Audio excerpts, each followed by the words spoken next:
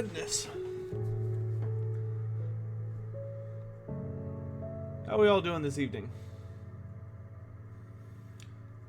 Alright, another excellent song from the YouTube account White Sand, who is so kind as to provide interesting royalty-free music. That was Dark Sorcerer by White Sand.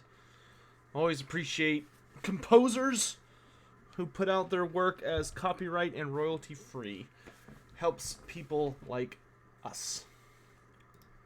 Alrighty. Ooh, my beard needs some cleaning. It's getting a little wild, isn't it? Alright, let's see if we can finally beat this frickin' campaign tonight. Hope you're all having a good evening.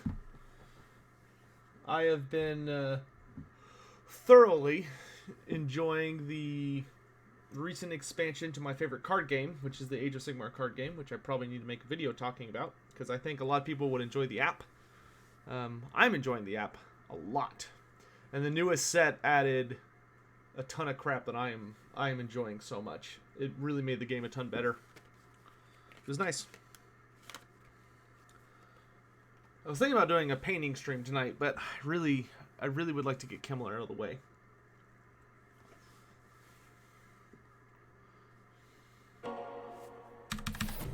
Alright, so let's just load it up.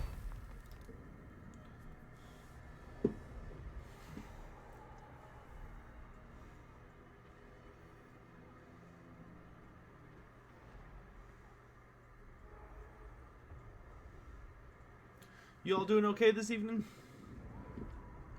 I went and got new shoes today. They're nice and dark, fairly sleek. They're technically running shoes. They've got like a breathable mesh here, but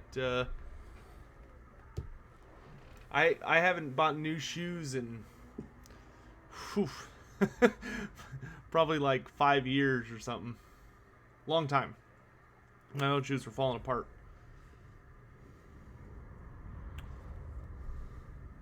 Let's do a quick good evening to Weird One, Homeslicer, Zachary, Shadow's Room, Born Dreamer, Eye of Silence, Jesse Pagan. Yeah. Okay, Eye of Silence, have a good night. Oh, right, we're defending Altdorf. Oh, boy. Oh, boy. From 3 armies. Dear Lord.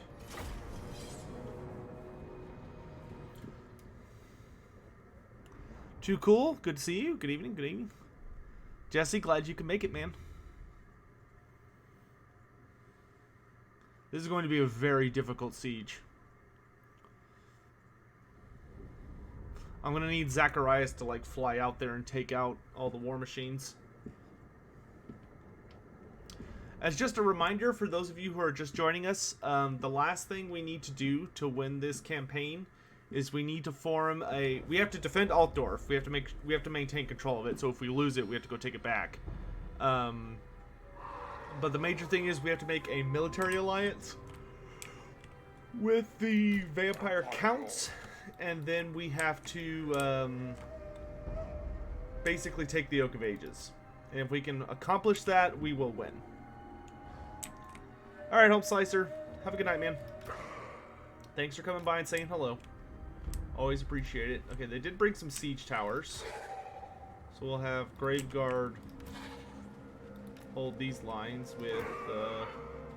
we'll give them some Crypt Horror support, because Crypt Horrors bring poison into the equation. We'll use zombies to just activate the towers.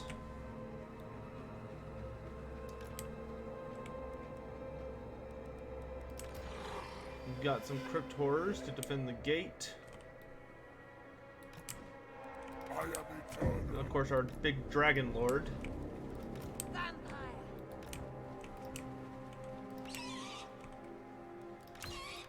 The biggest thing will be killing Karl Franz as soon as he shows up.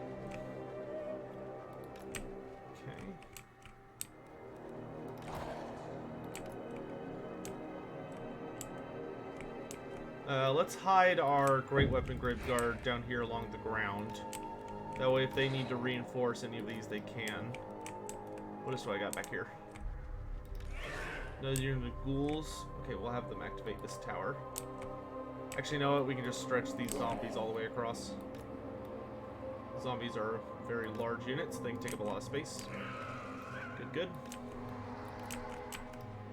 Alright, and then we've got our flying contingent, which will help us take down Franz when he inevitably appears. Franzi can't be killed. We already killed Franz earlier. Alright, let the madness begin. As soon as the towers become active, we're going to have them focus on the enemy mortar. Because taking out those siege weapons is imperative.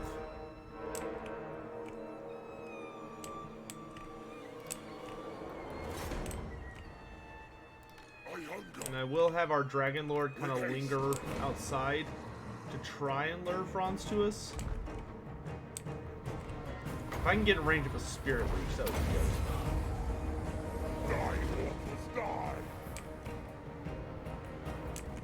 Let's see if he'll follow me all the way back. I just don't want to be in range of his shooting units. Oh, is he going to fight me? Alright, let's do this.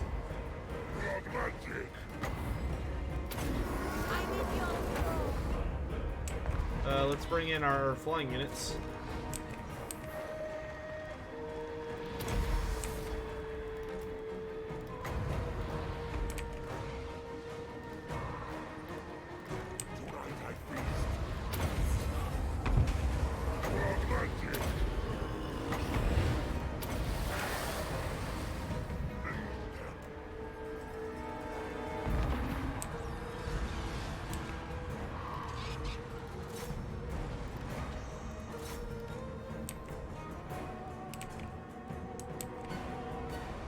Die, Franz! Let's fall back a bit. Nothing challenges me.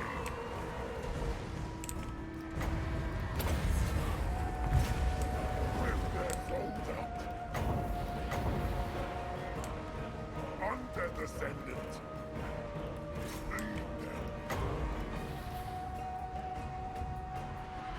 Killing Franz is the most important thing. Alright, we can fall back. With haste. He's about to die.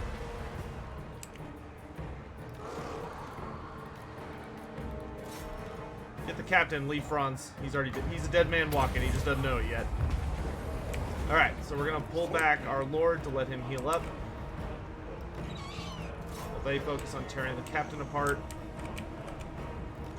Ghouls, make yourselves useful.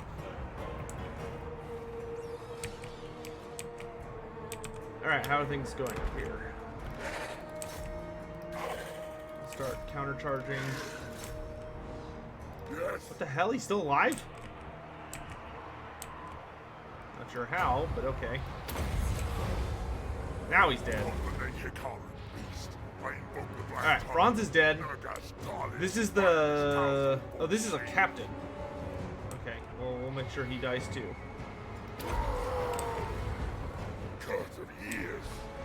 It's all the same to me. Alright, focus your efforts on the shooting units. Or actually, the great swords. Let's focus on the great swords. What? My thirst.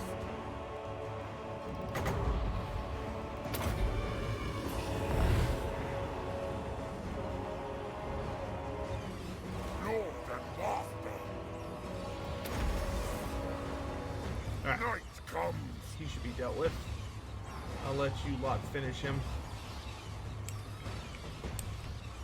Empire Lord. I'll have their blood.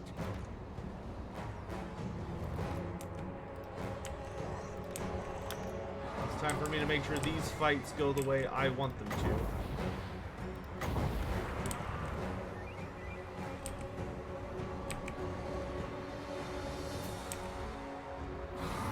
This is gonna get super choppy. Beautiful.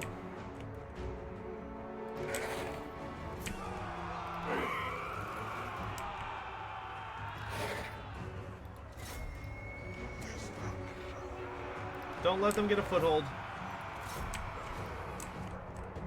Empire Lord.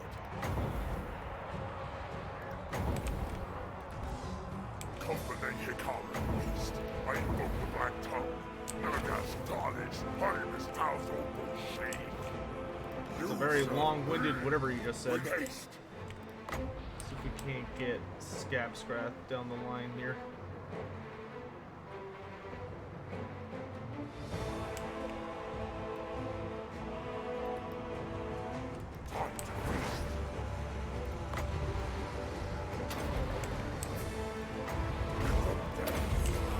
Is that Gelt? It is.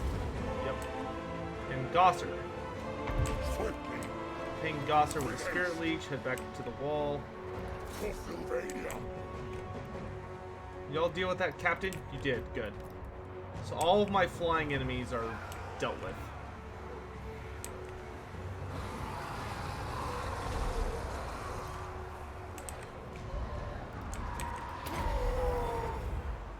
Consolidating.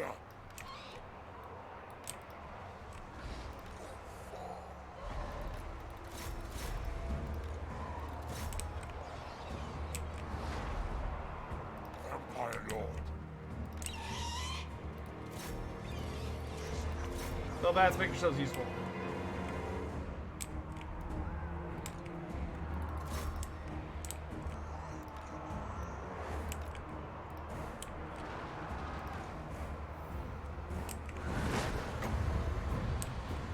Odds of us holding this are not that great.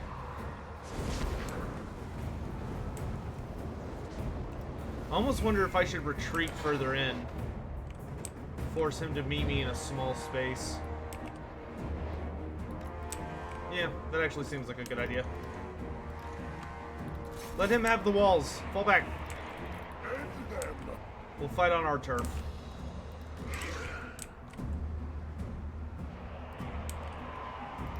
Night has fallen.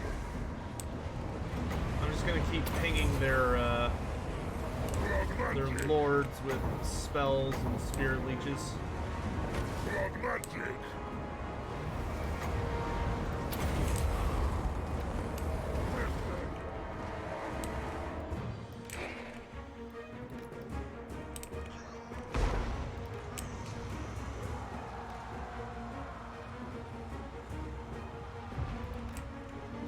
Swiftly.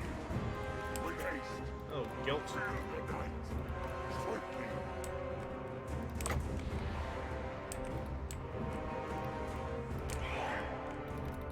Fall back.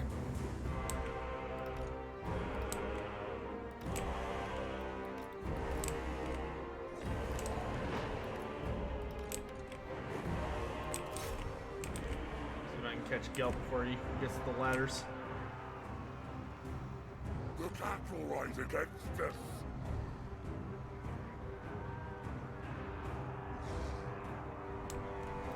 With haste. He's gonna make it up. Swiftly.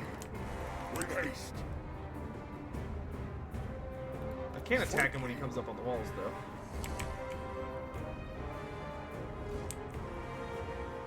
Rip their souls out. Night comes. You serve me.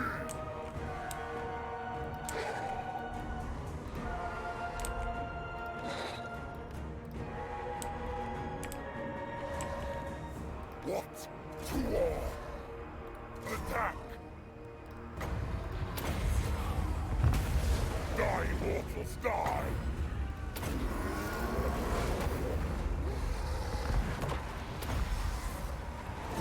Undead Ascendant.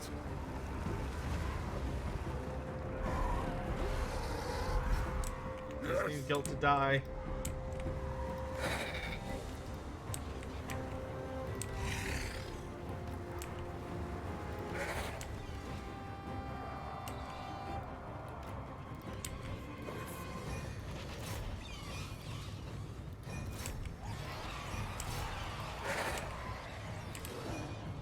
I thirst.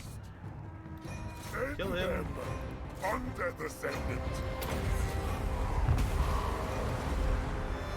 Give them death. Oh, I misclicked.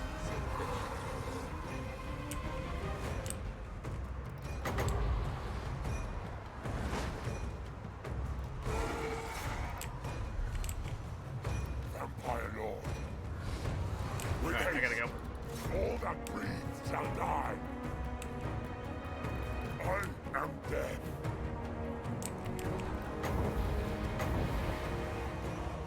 Curtain ears. Swiftly. With haste. Swiftly.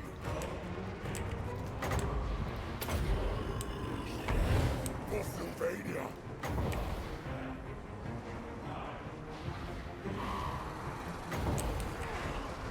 Fat dragon breath. Here come beast. I invoke the black tongue. Nurgas, Tarnish, Honimus, Towsel, Shade.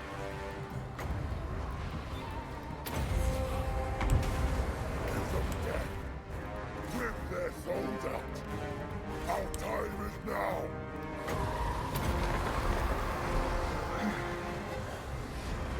I hunger.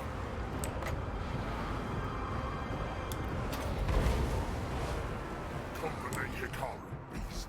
I invoke the black tongue. Nurgas, Tarnish, Honimus, Towsel, Shade. Return to undead.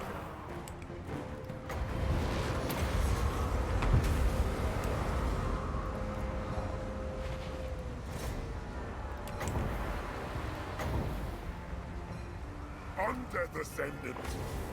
Mortal's Coil.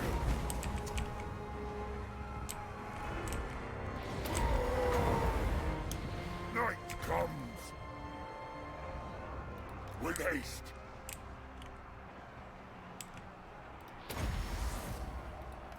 For Sylvania. Empire Lord. I am eternal. The battle rise against us. Time to feast. To war. Shit. Curtain ears. Yeah, we lost control of the city. I should have raised a bunch of corpses when I brought Zacharias back. Minor setback, nothing more. We'll have the Red Duke come and reclaim it.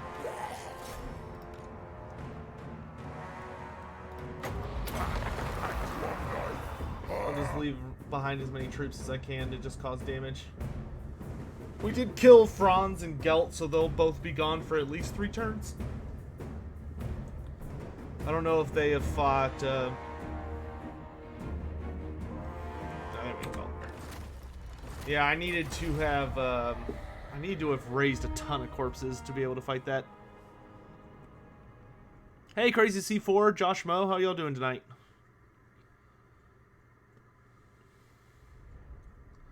Yeah, we were just grotesquely outnumbered. And we did not have nearly enough troops to defend the walls. We needed like twice as many troops, unfortunately. I think if we had had like 2,000 undead, we probably could have held without too much problem, but only 1,000 wasn't enough.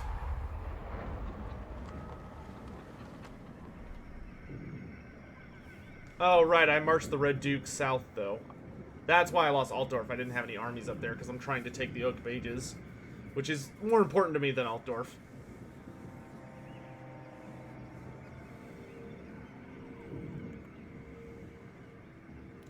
What faction do I think got the worst treatment during the end times? Ogre Kingdoms. They didn't even get a featured character at all.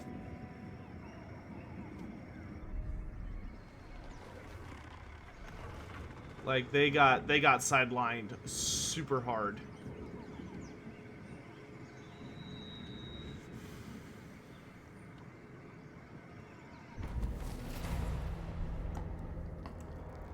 Yeah, let's do that. Zacharias will be back, of course. I will alone.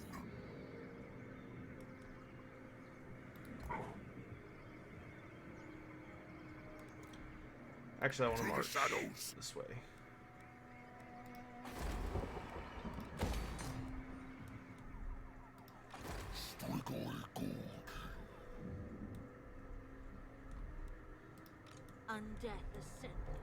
Right, and these two are coming over here to help me tear people apart.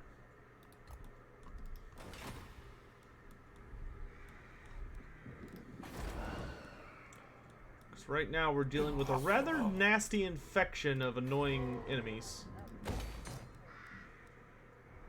Or very persistent.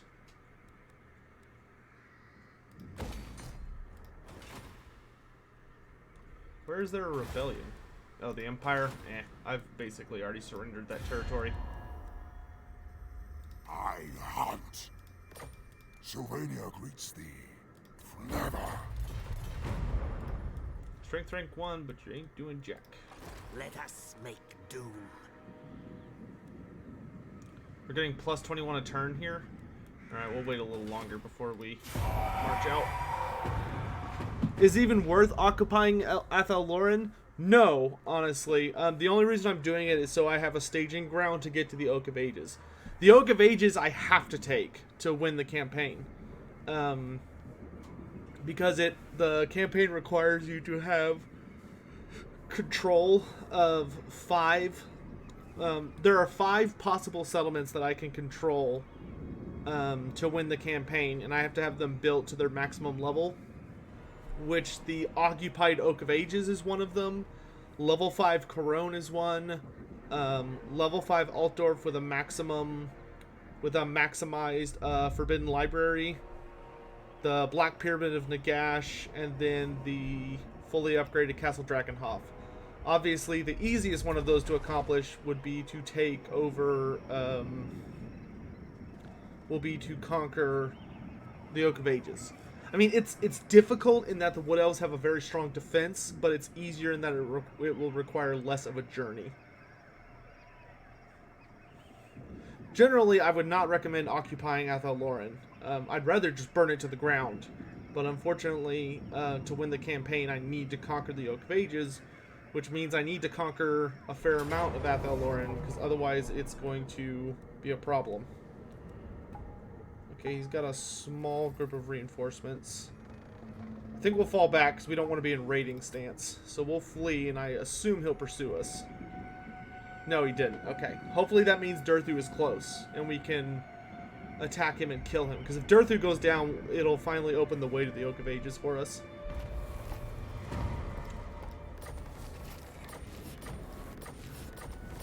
He fell all the way back to his home. I hunt. Yes. Alright, I think we take the fight to Durthu now. Now, war it is. Kill them, my children. Now they die. What do you want?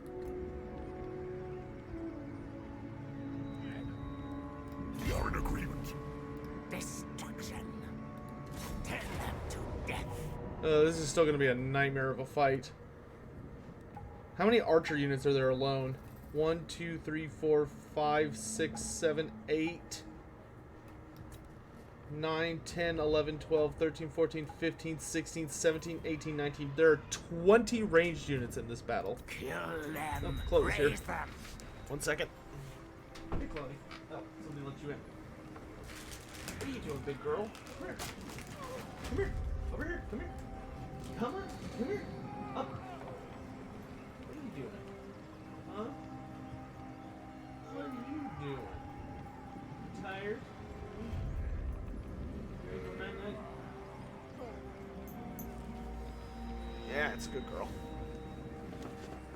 Yes, I have the Bretonnian capital, Josh, that's correct. But to even get the short campaign victory, I have to own at least 2 of them. See? Ensure 2 of the following buildings have been constructed. So I need 1 more of these.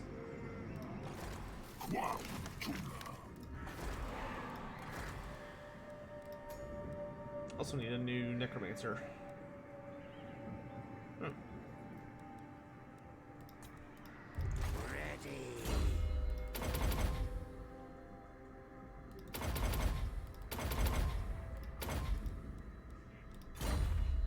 Yes, plunder the grimoires.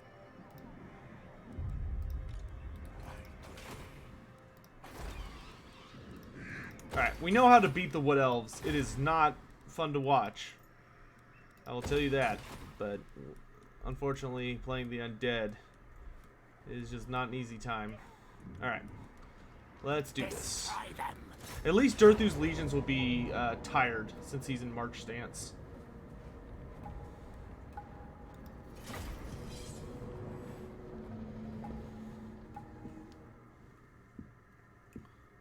And I think the Red Duke has a fairly cheap legion with a bunch of shields, so those are the guys we'll send forward to eat Archer Fire.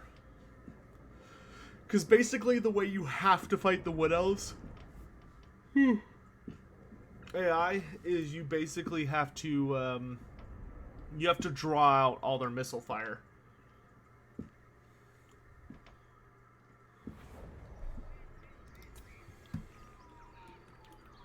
Which I can...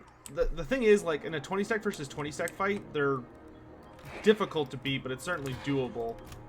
But in a full-on, like, 40 versus 40 fight, it gets absurd. Because the AI has just mind-boggling levels of micro. And of course, I don't have any counter battery to, like, force them close to me or anything. Last time we fought this, I believe we lost, even with playing, like, super conservative.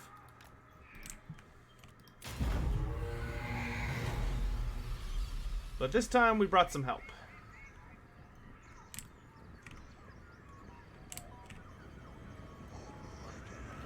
Hey, Mr. Beastimon, how you doing, man?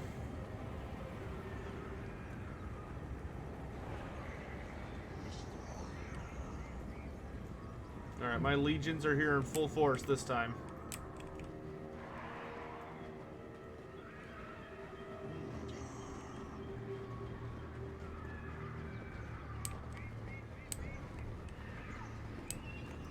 Good, you made it.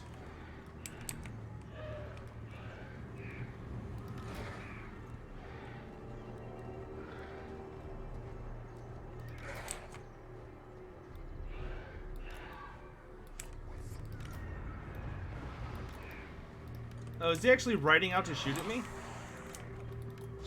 I don't mind having the White King do a little bit of juking, but we'll fall him back for now. Skeleton Spearmen. I want y'all to eat all the shots. Oh, you fall way the hell back, bro. Alright, Blood Knights. Y'all head deep into the forest. Bats, get back behind me.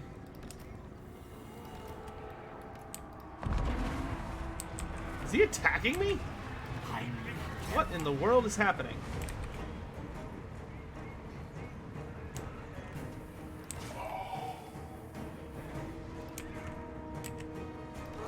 How fast are you guys compared to them? God, they're faster than you? See if you can swoop in on them. Wait, I know what I can do. Kill them. Skeletons to the front line. Hey, Logan. Weird one, we'll probably be on Twitch in the near future, so don't worry about that.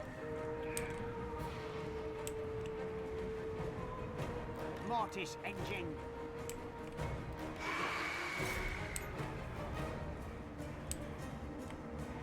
Are they gonna catch them? I like how I've got a speed of... Yeah, there's no way you're gonna catch them. Just fall back.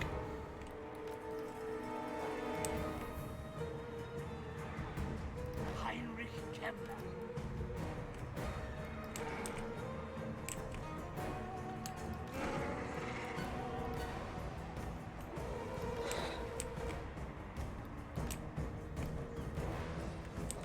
What else we got back here? Konigstein Stalkers, and then the two Lords. Okay. Oh, you know who will be useful is her with Melkoths. I mean, I could start Gaze of Nagash pelting these guys. I wonder if they'll do any damage. Let's do an experiment. How expensive is it though? 6 Winds of Magic? Yeah, it's decent. For my master. And Scooch. That did absolutely nothing. Let's see if it works against the Eagles.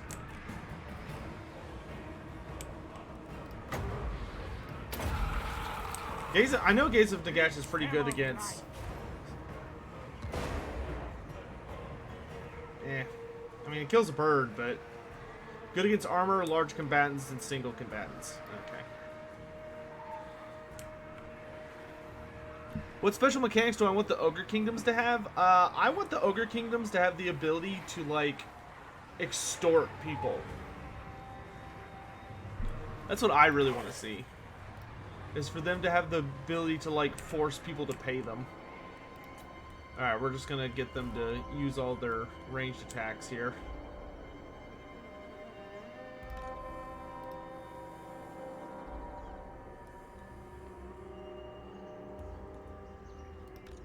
Bring you over here so you'll heal up.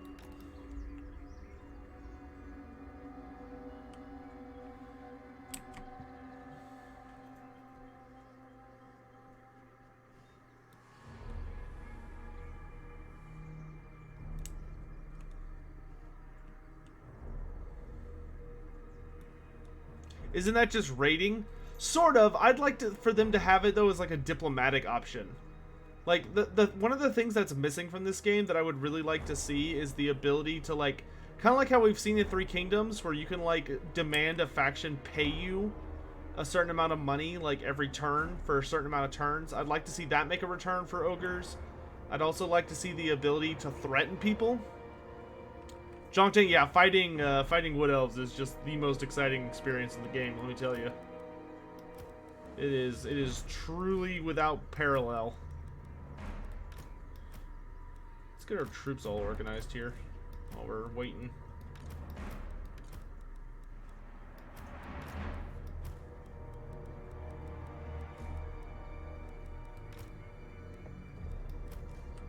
Alright. We'll use y'all to absorb enemy archer fire.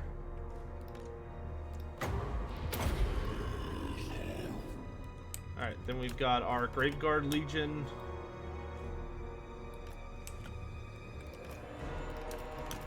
Great weapons behind. And then we'll combine our cavalry legions. Wait, what? Oh, you're still following them, doofus. Get out of there. Well, you've at least been eating archer fire, so you haven't been totally useless. Let's see. Just, you know what, just retreat. You've already taken too much damage to really be useful to me. Oh, okay, you're rallying? Okay, that's fine. Come home. We'll see you when you get back. Alright, Kemmler and Mortis engines. Let's get up here and repair these wounded units. Okay, so let's put the Claw of Nagash here. We'll put Kemmler here, and we'll put the weaker engine here. So we want to start repairing all these units. Flying contingent, I want you on this flank. Terror guys, come home. You've got regen, so I'll just put you in the back. White King, you will lead the Vargulfs for character assassination, so you can go to that flank. Red Duke, you will lead our cavalry contingent.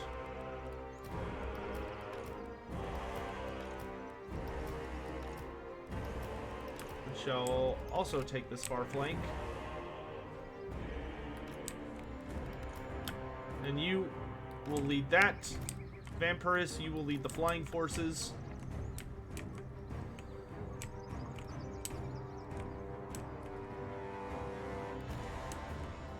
Black Coach, we'll send you off to the left flank.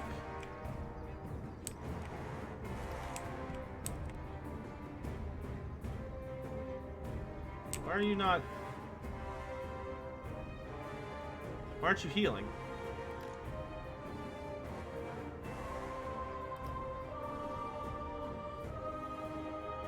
Doesn't Master of the Dead resurrect wounded combatants? Or dead models? Oh, no, it doesn't. Interesting. Only Corpse Card does that. Huh. Isn't that interesting? Okay. Good to know.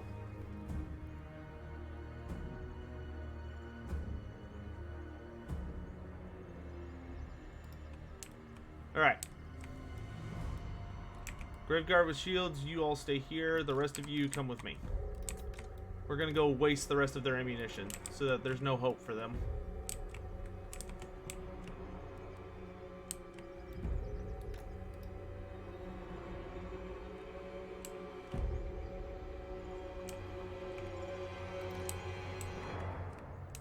reason we're all so slow?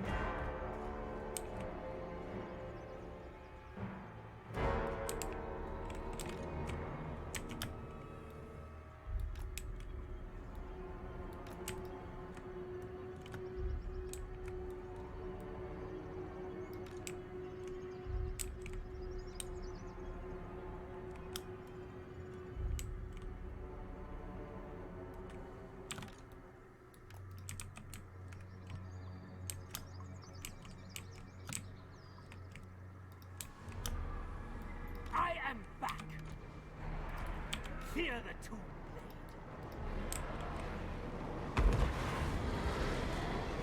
blade. Alright, skeletons, do what you do best. Atrophy. Stand in the way.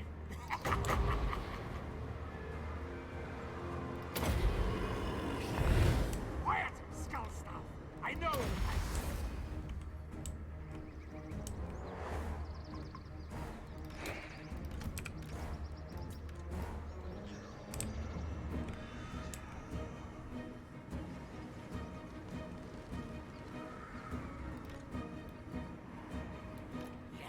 Yes. Mortis engine. Everywhere is death. Heinrich Kemmler. I run. It's one unit down.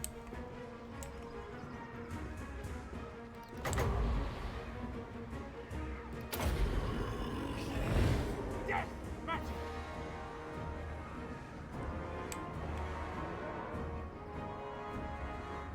God, they have so much ammo. Jesus Christ. Lichemaster. This isn't working. Summoning begins. Fall back. Haste.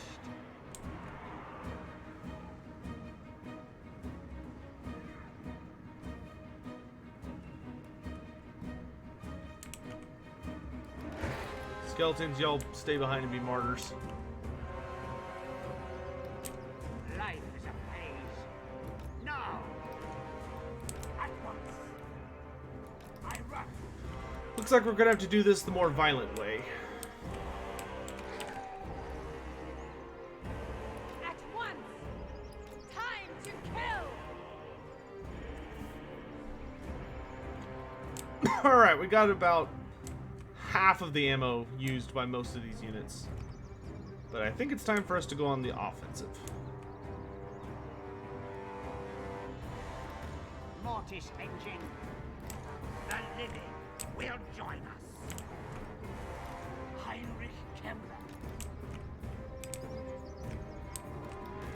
Noble of the night! Swiftly! Let's take better evasive action, please.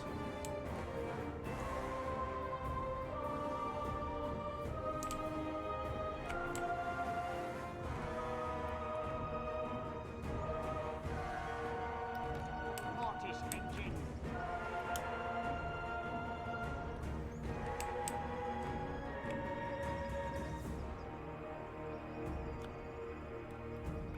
Do not charge till I give the say, please. Strange thing. Alright. Let's go. Wait until I give the signal. We surpass Nagash!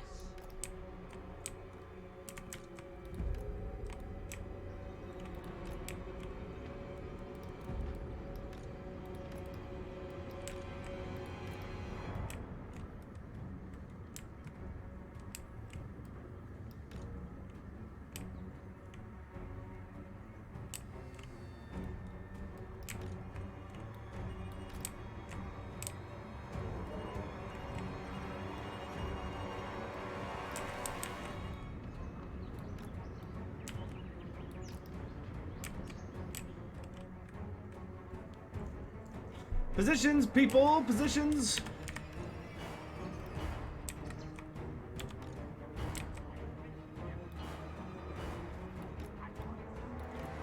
I intend to see a lot of dead elves soon. There's your order.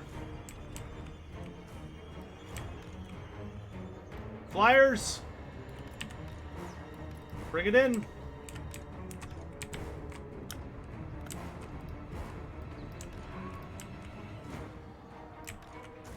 Cavalry, advance! Vargeist, drive them towards us.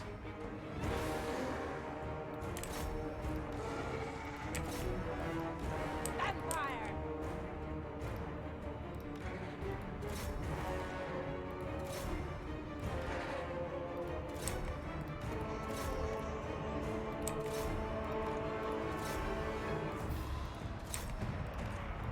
Swiftly!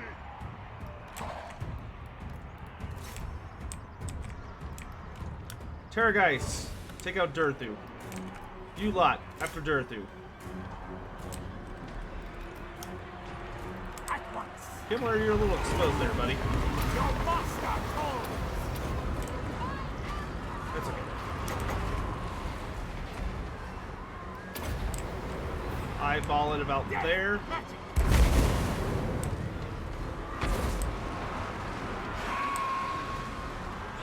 Beautiful! 224 dead elves. Couldn't have done it better myself.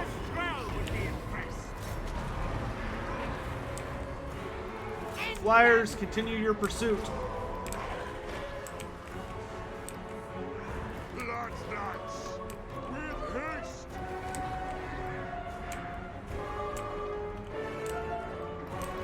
You have my express permission to kill them all.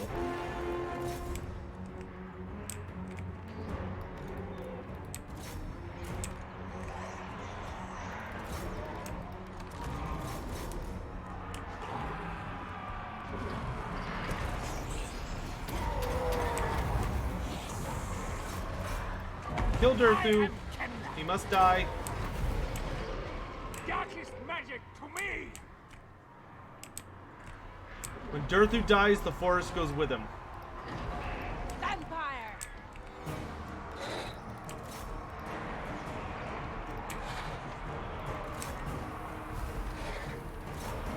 Divide and conquer, numbnuts.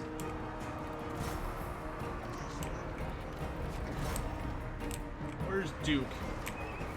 Duke, take out that Waystalker. Love magic!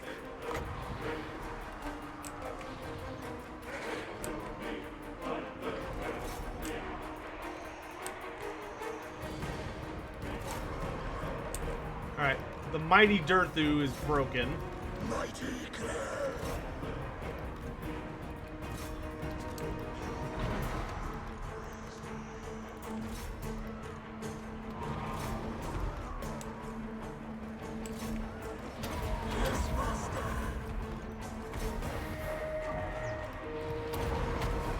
Damn it, Kemmler. Alright, Kemmler's dead. So leadership's fallen over to the Red Duke. Kill them!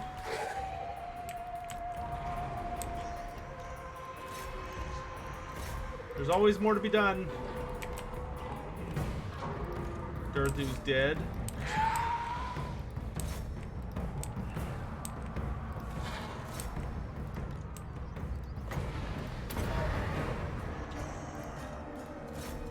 Oh good, they're all shattering. Well, Kemmler died, but victory was achieved. And he'll be back. Alright. Another piece of Athel Loren has fallen to us, and the almighty Durthu has been defeated for now. That was a beautiful wind of death. Just went choo!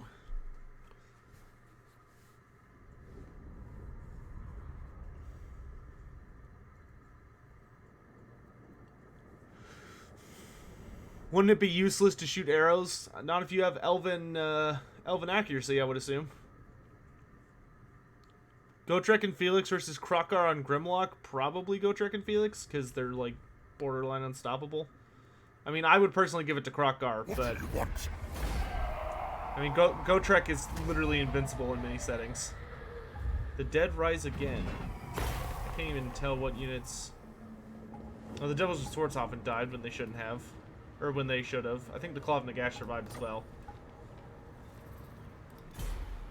My bloodline calls. Alright, we'll just appoint some idiot until Kemmler's back. Alright. So we are one step closer to conquering What do you want? Athel Loren. We are in agreement. You fall back to watch over the Waterfall Palace. I will get some work done here.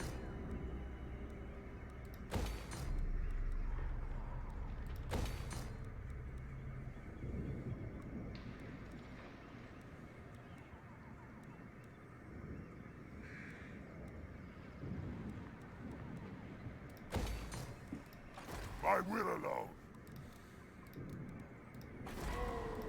I hunt.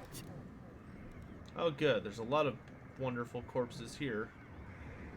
Not a whole lot I could do with, though. I'll take the cav and the dogs. Just so if the elves get wise, we have a way to deal with them. I thirst. Alright. The Oak of Ages is near my grasp.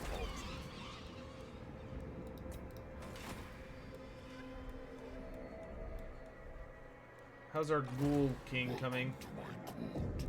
Yeah, he's coming.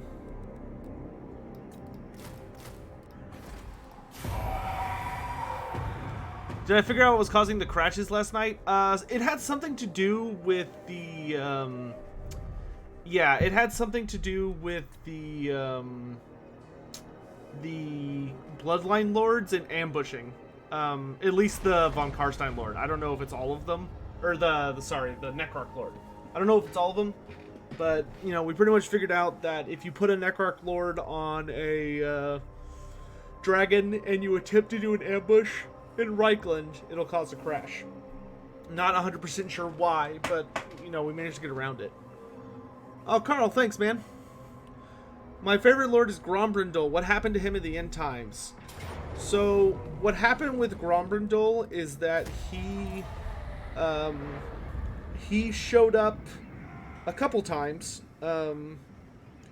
His big appearance, though, that was super important, because basically he was just running around the old world trying to help the dwarves out in the many places they were fighting for their survival.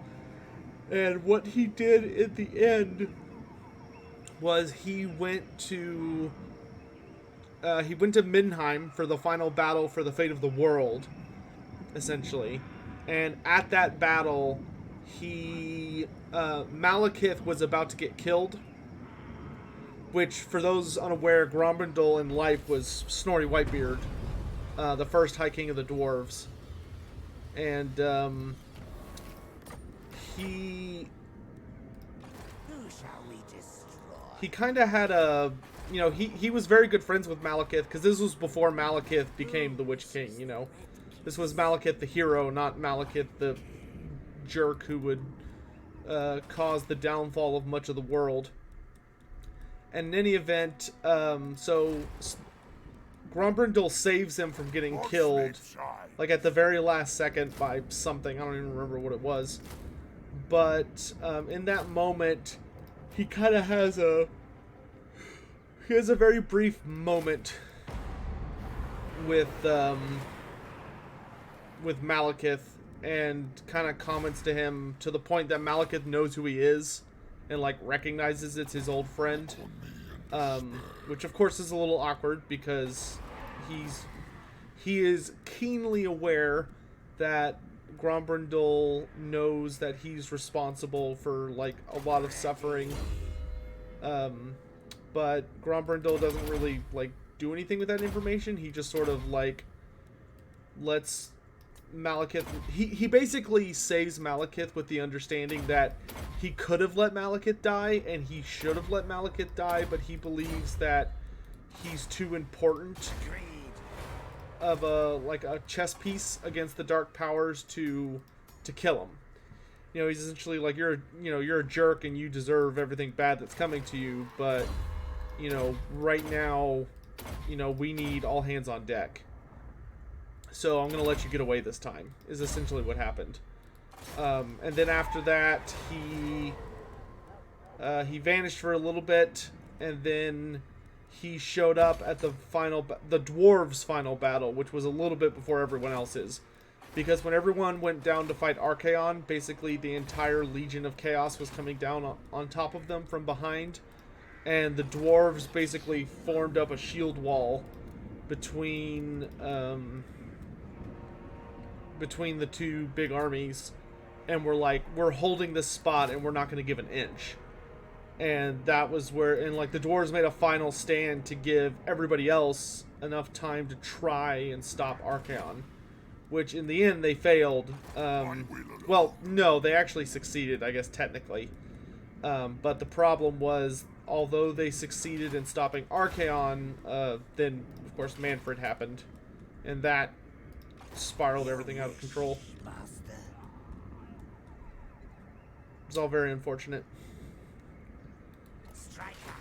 Alright, so now we're going to use the White King here to weaken the hell out of the Oak of Ages.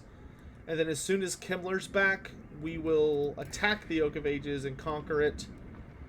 And, yeah, things will be good. Okay, Zacharias will be next turn. He'll be back next turn, and we'll build him up in, I think is it in Corone that I have to bring him back? No. Oh, no. He has to come back in, like, Musion. Okay. So that's where we'll bring him back. We're turning Castle Artois into, like, a fully fortified, badass fortress. This night? Yeah, you're the guy that's gonna go join Zacharias, so why don't you head down?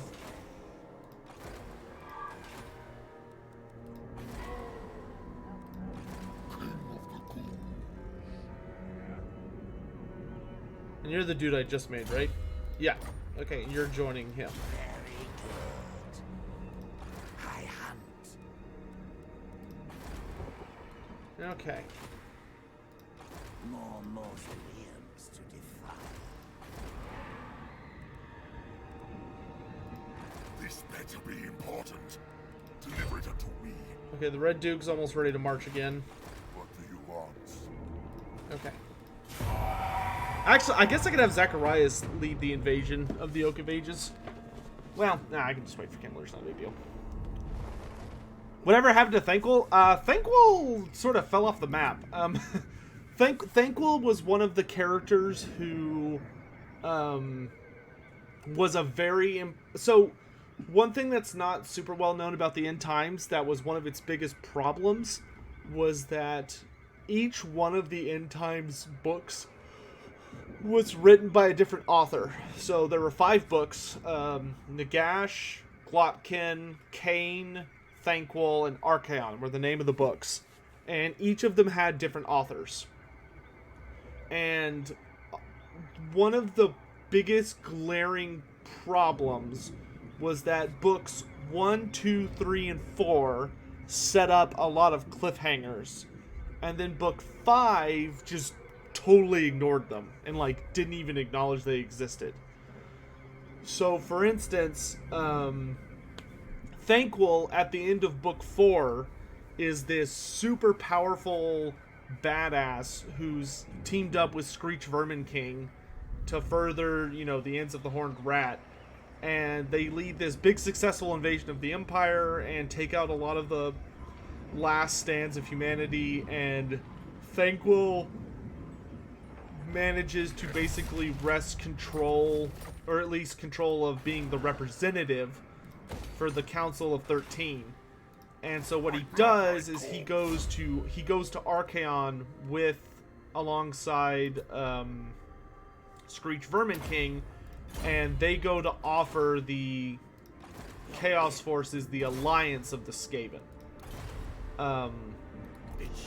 They're like, hey, we should team up because, we want the same thing here, essentially.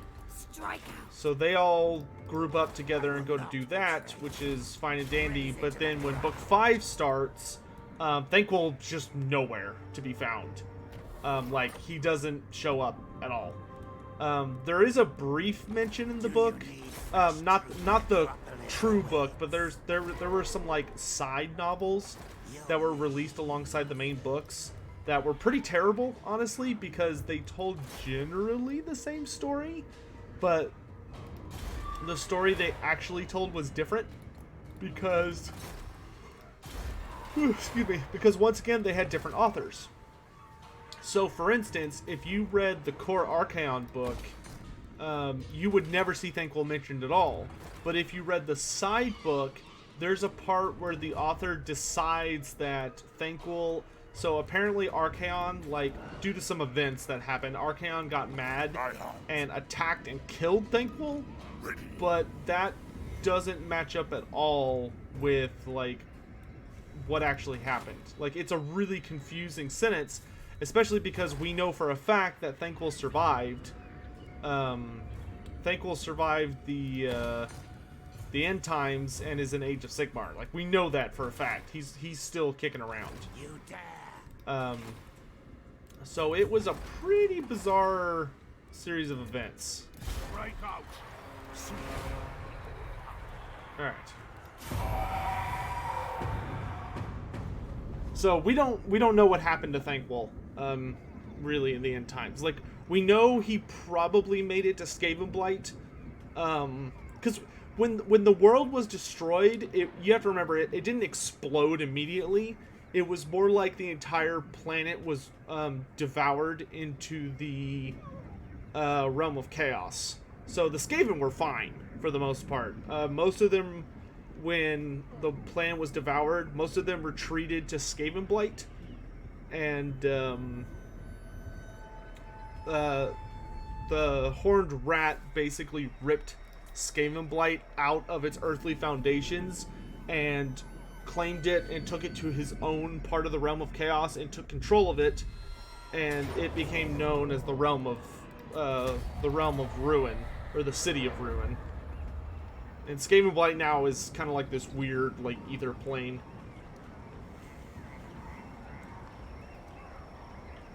Maybe you rode a rocket to the moon with Skarsnik. Maybe. Any books besides the End Times that are good, preferably Bretonnian related? Well, the End Times books really aren't that good, but there's a ton of fantastic Warhammer books. Too Cool, if you want a Bretonnian saga that's really good, the first thing I would always recommend is, for Bretonnian players, is just to pick up the Bretonnian Omnibus, which an omnibus is literally like typically 3 different books put together. Sometimes they're related, sometimes they aren't. I believe in the Bretonnian books case, it's all, I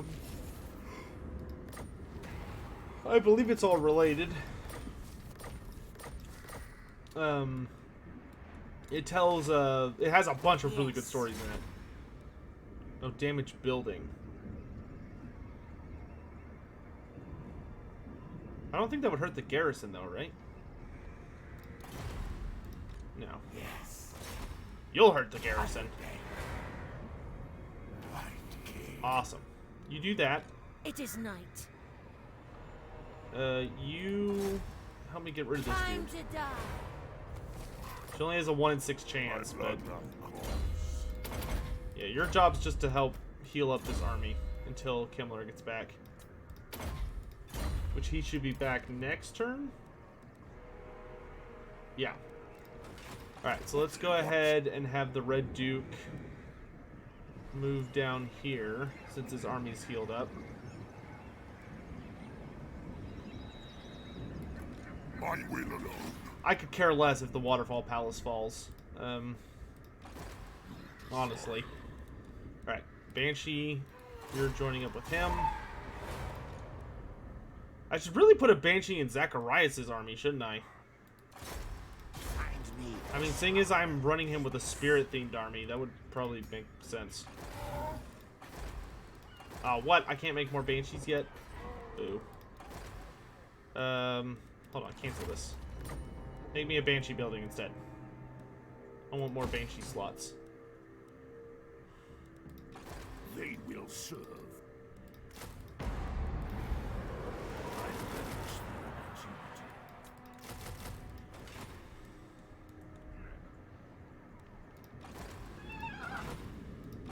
Yes.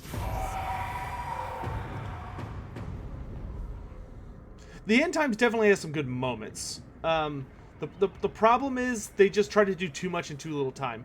The end times is literally an event that probably should have taken 2 to 3 years, and they wrapped it up in less than a year, and it was terrible. I never learned what happened to Skarsnik. He wandered off. Blood Dragon. After the final battle for Karak 8 Peaks, Skarsnik agreed to leave in exchange for... he agreed to leave 8 Peaks entirely in exchange for Beligar's head and kind of a doomsday kind of weapon. It was basically a nuke. And so Skarsnik... Queek killed Beligar and took his head, which he gave to Skarsnik. And then they also gave him a doomsday device created by Ikit Claw, which one of the Vermin Lords stole from Ikit Claw. And then, so Skarsnik took the doomsday weapon, activated it, left it in the bottom of Karak 8 Peaks, and then left at the head of his army to go attack somewhere. Say what you must, but know you play a game. But after that whole incident occurred, what happened that made things a little weird was that he just never appeared again. Like, he wandered off, and it would have been great to see him show up at like Grimgor's side, because there was a whole greenskin prophecy about how the Chosen of Gork and the Chosen of Mork were supposed to join forces and be like these super badasses. But that didn't happen because yeah, because they just forgot about him, essentially. Kemmler. Let us make do. All right. Where's my White King? He's down here somewhere. There he is. Your will. Attack the Oak of Ages again. Your will. Nice. 100% income or outcome. That's freaking nice. All right. And then we will attack it with everything we have. Bring war. Oh yeah, this will be easy. Easy peasy. Obliterate. I refuse. And then we'll burn the rest of Athel Loren to the ground. Unlikely. This better be I'm tired of the fucking wood elves. more black powder.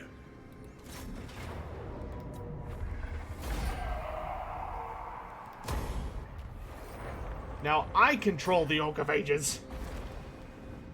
And I have it pacified. So now I am immune to Athel Loren attrition. Oh, how wondrous.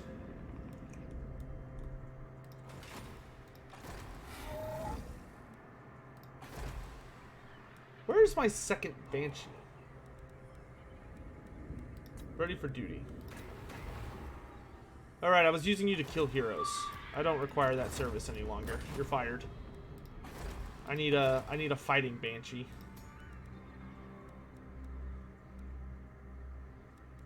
Aggressive Banshee.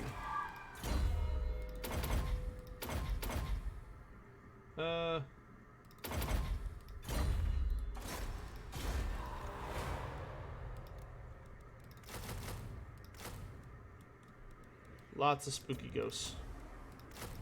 Lots of spooky ghosts. I wish I had gotten spirit shackles by now. Let's get turning nightly orders. All right. So Athel Loren is now fully under my control Night march. for the most part. I'll worry about taking out all the isolated pockets now. And all of my dear characters are going to busy themselves dealing with any do-gooders that remain. Destroy. Wow, 16% chance, but he succeeded. Good on you, bro.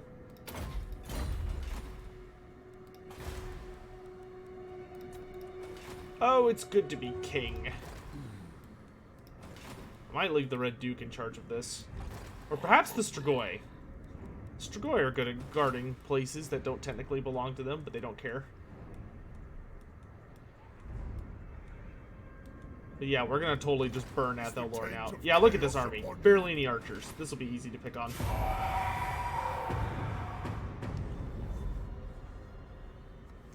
Would I say Age of Sigmar is not well received because of the end times? Phoenix, I would say 100% with all of the knowledge of the gods that Age of Sigmar started off on the wrong foot because the end times rubbed a lot of people the wrong way. Games Workshop did not communicate very well how Age of Sigmar was going to work and like who they were going to bring back and who they weren't. So everybody just assumed their faction was dead and like never coming back, and that pissed a lot of people off. And to make things worse, the opening of Age of Sigmar was very bizarre, and it focused way too much on the Stormcast Eternals. I didn't mind the setting opening with the Stormcast Eternals, but I wish they had opened with the Stormcast Eternals in addition to like normal humans. They basically like hit the big reset button on fantasy, and then they gave us Space Marines, and we're expecting everybody not to be pissed, and everybody was super pissed for like a year. Durthu's back already? I'm not playing this. Fuck that. I'm out.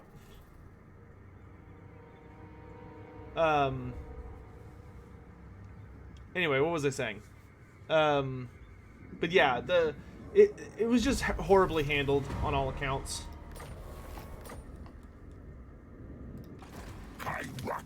Hello, Orion. My army's not very good, but it's better than yours. And if I can take you out, 22, 35, 30, I can get 36. Expand Sylvania's borders. No, 30. Darkness comes. Oh, I can get 100% wound on one of these branch rates. Kill. Who shall we destroy? Nice. Spread the rot. It is night. Yes. What's the garrison here? Full power. Okay. But if I can kill Orion, that will make everything worth it. See if we can get this other branch rate. You'll win. Yeah, we got her. Awesome. Now I go in. I swoop in for the killing blow. They die. Oh, poor Orion. I have lightning strike, son. How goes the Dead Nation? Good. We have finally taken the Oak of Ages. So the Wood Elves have been crippled. This is their final 20 stack, which we've reduced to an 18 stack by killing 2 characters or wounding 2 characters. If I can beat Orion here, then we can burn down the Kingsglade. And when the Kingsglade falls, that means Athel Loren will only have 1 true settlement left. Which, if that falls, they're dead. Is the long and short of it. And this army barely has any archers, so it's an ideal matchup for us. It does have a lot of those annoying warrior troops, but I can handle those.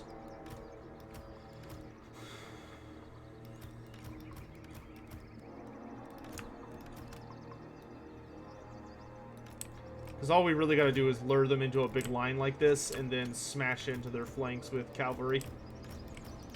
And I'm not too worried about Orion, because I can kill him with the double Terrorgeist. He does have some Treeman bodyguards that could be tricky if I'm not careful. See my sepulchral art.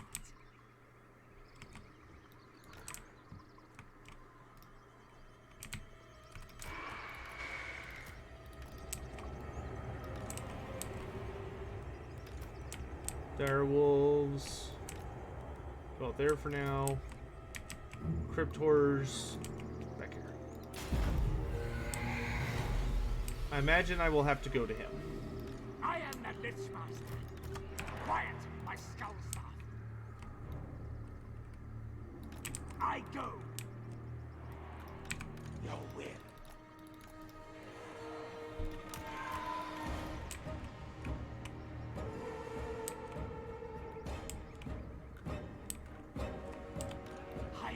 Kemmler. Hey, Grayscale Plate, how you doing? Oh yeah, Wood Elves are a huge pain in the ass. I'm glad that we have the Oak of Ages. We've turned it into a rotted copse. Yeah, Grayscale, I definitely agree they need a rework. Their campaign is unfortunately quite poorly designed. Kill him. Let's show him who's king of the woods. Aw, coward.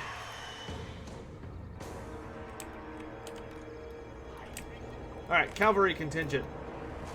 Come around the flank.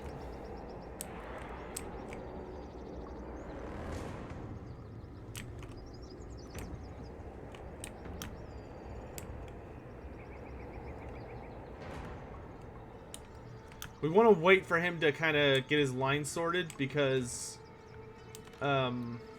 we want him to form a straight line. That way I can countercharge with my own straight line.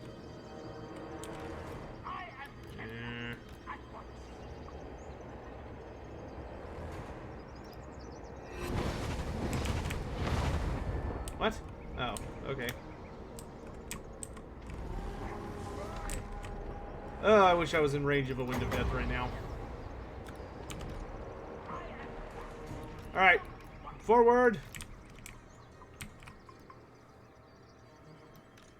Black coach, go around the back. Terror guys, fly up around the flank. Infantry, we're moving in.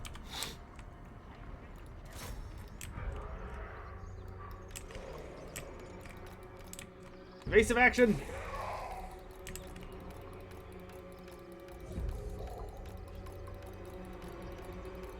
Juke! Juke like you've never juked before! There we go.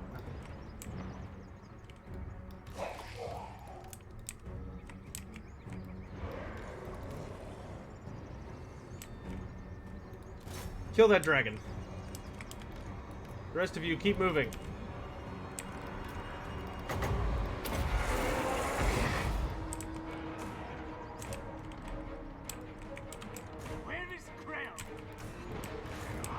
Black coach, run away! Okay, fight the bird.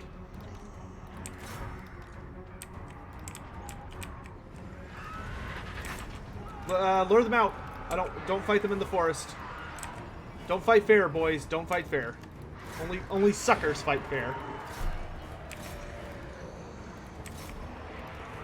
And we're not suckers. We're undead. Cavalry.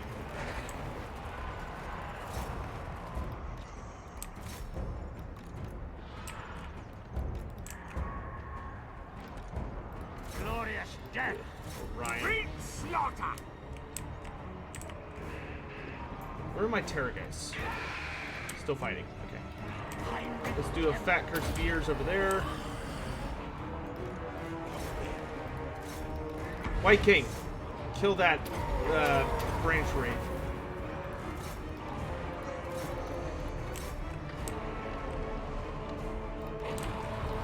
Crow! Kill him! Kill Orion! Kill the king in the woods!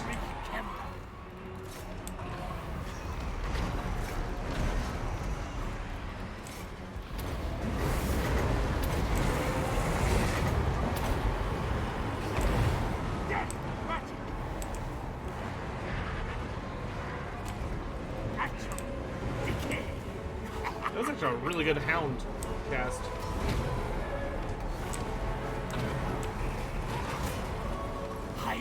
Kemmler.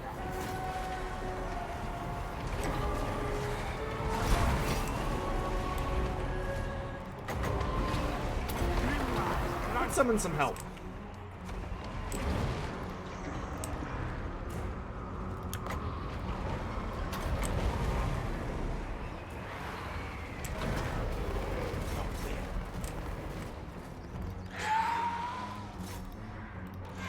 Dumb and Dumber, get over here.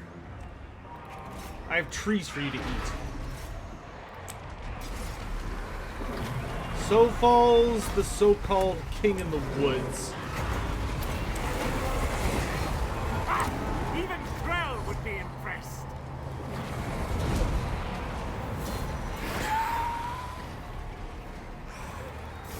It is his will.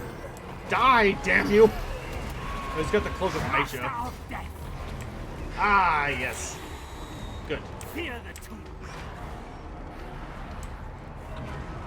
Heinrich Kemmler.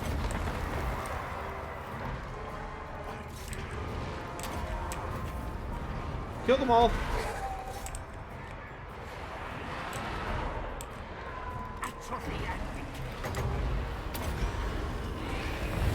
Quiet, Skullstuff. I know what I do. Your master calls. More undead. Infinite undead. Even Krell would be impressed. Shatter them. I don't want them coming back. Heinrich Kemmler. Kill all! Lichemaster! Darkest magic to me! Oh no. No flank maneuvers for you. Only death awaits. Get down here, you dinguses. You, get over here. Take out these archers. Actually, you know what? Take out this branch wraith. Mortis engine. Yes, to slaughter! Go on, get. Life is a phase. Go.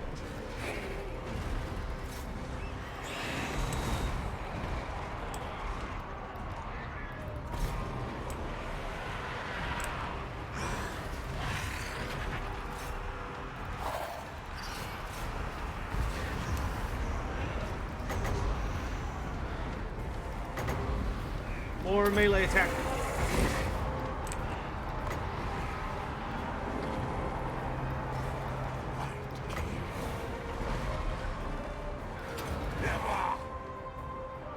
Eh, kind of missed that. Where is the branch wraith? There it is.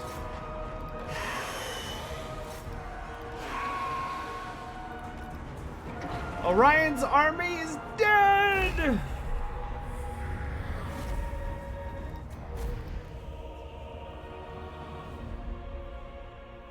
Once again, we lost a lot of really valuable troops, but if we can take Athel, Loren out of the equation, any losses we take in the doing of so matter not.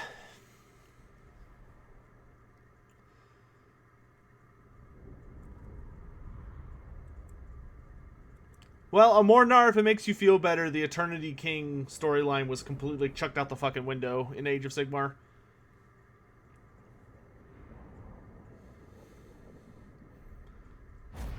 Like, Malekith is more like a kind of a horrible godlike abomination, anything else. Wild Hunter. Everyone has a weakness, however well hidden. Even immortals must face defeat. They will all pay. I will alone. Still is a pretty comparable or competent garrison. You dare.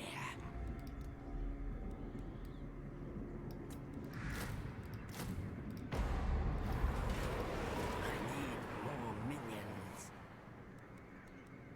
Yes. I return to the oak where it's safe. What do you want? As will you. Good, this will do. Yes. You will continue to do your job.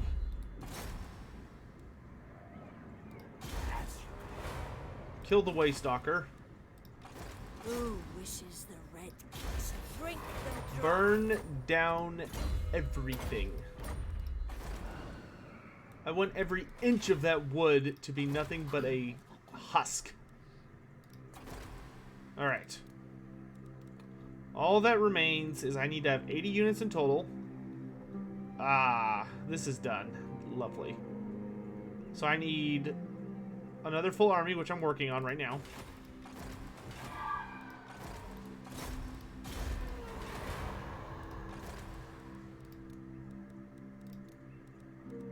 The rest of this army will be made up by zombies and corpse carts. Bats and wolves.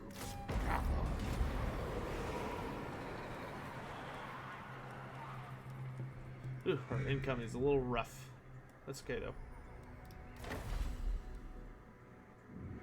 Casualty replenishment rate?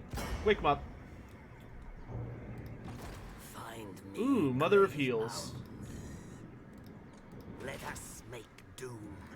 Then all I need is I need control of 8 of these places. 1, 2, 3, 4, 5, 6. Yep, so I need Altdorf. And I also need the vampire counts to be friends with me. Whoa, why do you hate me so much? They condemn... Oh, they don't like all my friends. No, but I need... Gosh dang it. I need more friends.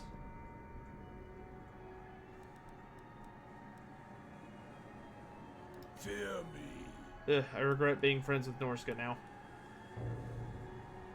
Hopefully we can make use of him. Problem is, Kislev's proving a little almighty for my taste. There's no one else that's a useful ally to me, though.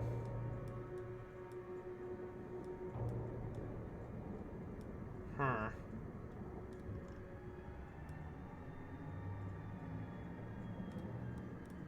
I guess I will have to take Altdorf myself, and hopefully that will help with this. I mean, I could stab Norska in the back, which would probably make them like me more. I hunt. Thou wishest to it. We'll see. It's not super important right now. I still have to reclaim Altdorf no matter what. Fear me.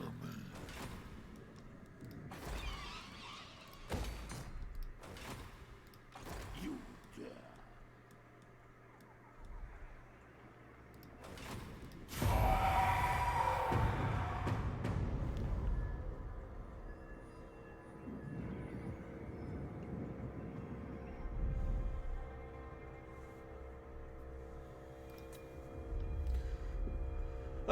Are the tree spear dudes in AOS made via necromancy or something different?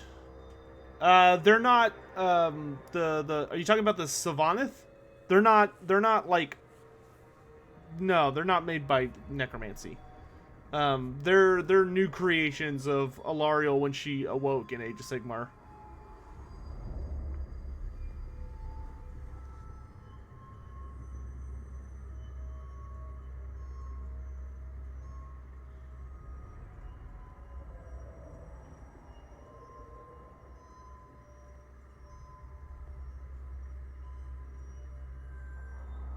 Oh, Christian, that's true. That's true. I want to burn Athel Loren to the ground first. Are there any vampire faction units we do not see in game I would like to see added? Trevor, yes. I would like to get the Abyssal Terror mount, which is kind of like a griffin, sort of. I would really like to get him in the game. You're exhausted, right? Yep. You're not. Only 20%. 100%. I think I'd rather do assault. Can I reach this in one turn? I can. With both of you? Yes. Assault units. I will burn all of this shit down around you. What? There's nothing you can do to stop me. Yes. 100% chance. That's what happens when you have a massively teched out tech tree. Spread the rot. And now we kill everyone inside. Commit. Is Chloe still in the bed? No. She went to go lay down somewhere. Now they die. What happened with Morthy at the end time? She got devoured by Slanesh. Better be important. Along with Kalidor Dragon Tamer and a bunch of other elves. Kill them, my children. Even with all this, it's still only like a...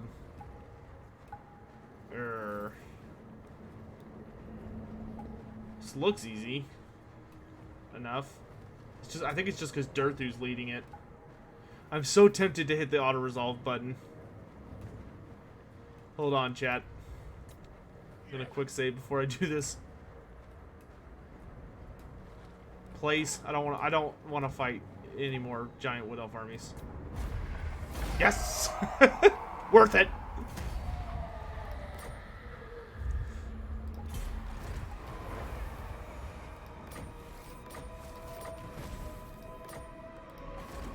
All of Athel will suffer. There will be no more light, only shadow and darkness.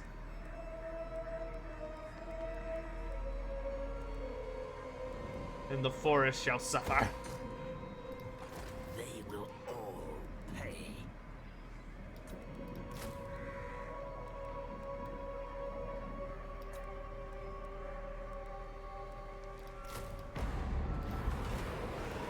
My bloodline calls. Agreed for now.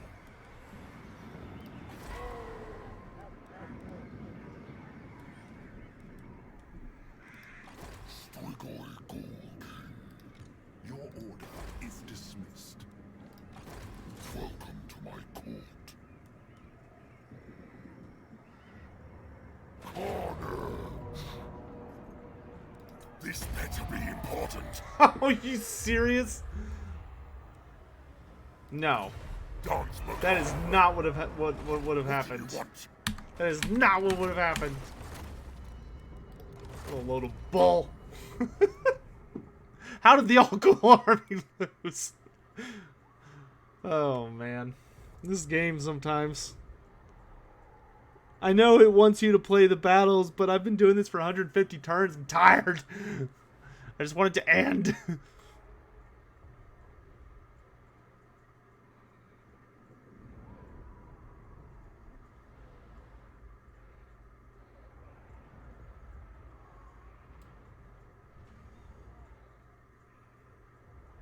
Didn't Morthy come back in Age of Sigmar? Yes, she basically got spit up by Slaanesh. She kind of like clawed her way out of his gullet, essentially. More sleep shines. I hunt. Good, this will do.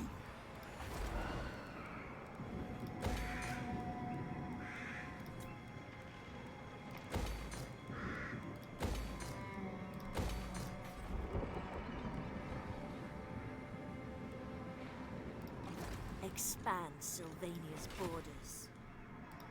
Find me grave-bound. Alright, I'll have to fight this manually, because otherwise the AI will frickin' like lose it on purpose.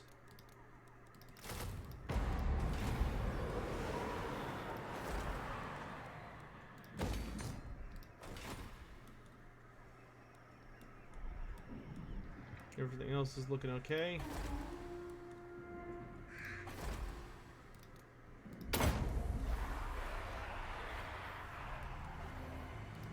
Count Noctilus reigns. Burn them out. No more what else. It ends today. Look on me in despair.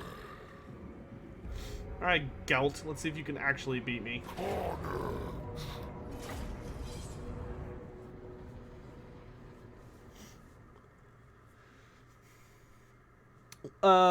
In campaign, why does Kislev hate trade agreements? Kislev just hate, Kislev's personality is that they're supposed to basically be a bulwark.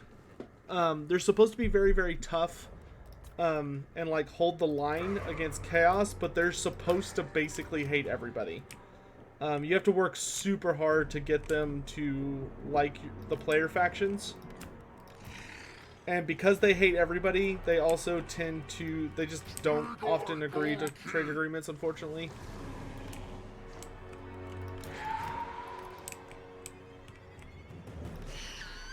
How did Gelt beat this mess? Awake, minions! Like I have this one dire pack. I think I meant to build a more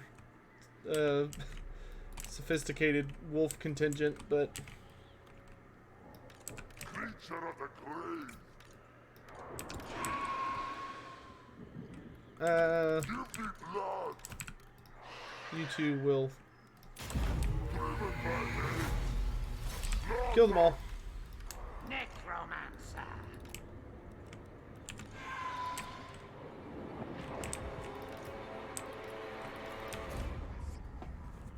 How did Teclis capture Slaanesh? It wasn't just Teclis. So what happened in Age of Sigmar was that after the Dark Gods won their victory, they kind of all went off to go do their own things. But once the realms were established, and the Chaos Gods kind of slowly became aware of them, one of the things that happened was that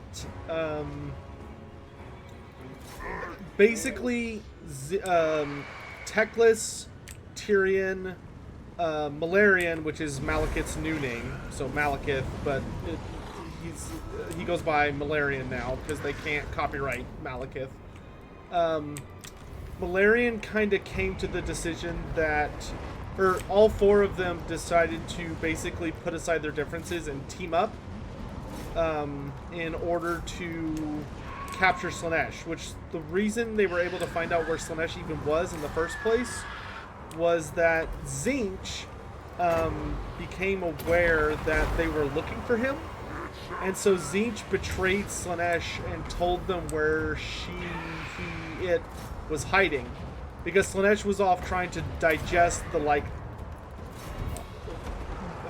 millions of souls it had devoured during the end times. And so Tzeentch basically went and whispered Slaanesh's location to them, which he was kind of out in the ether, but when the elves realized that Slaanesh was out there, they basically devised a trap where they met between the realms of light and shadow. So like the actual, because remember, all the winds of magic in Age of Sigmar have basically coalesced into like full-on realms.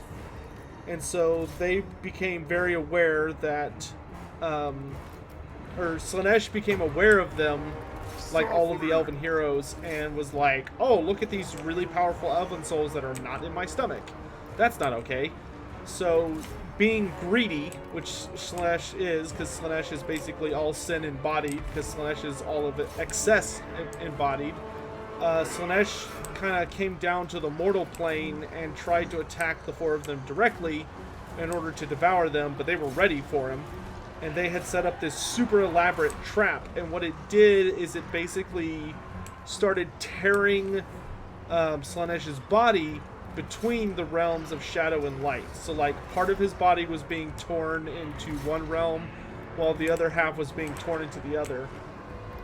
And they weren't able to kill Slaanesh, but they were able to at least imprison him.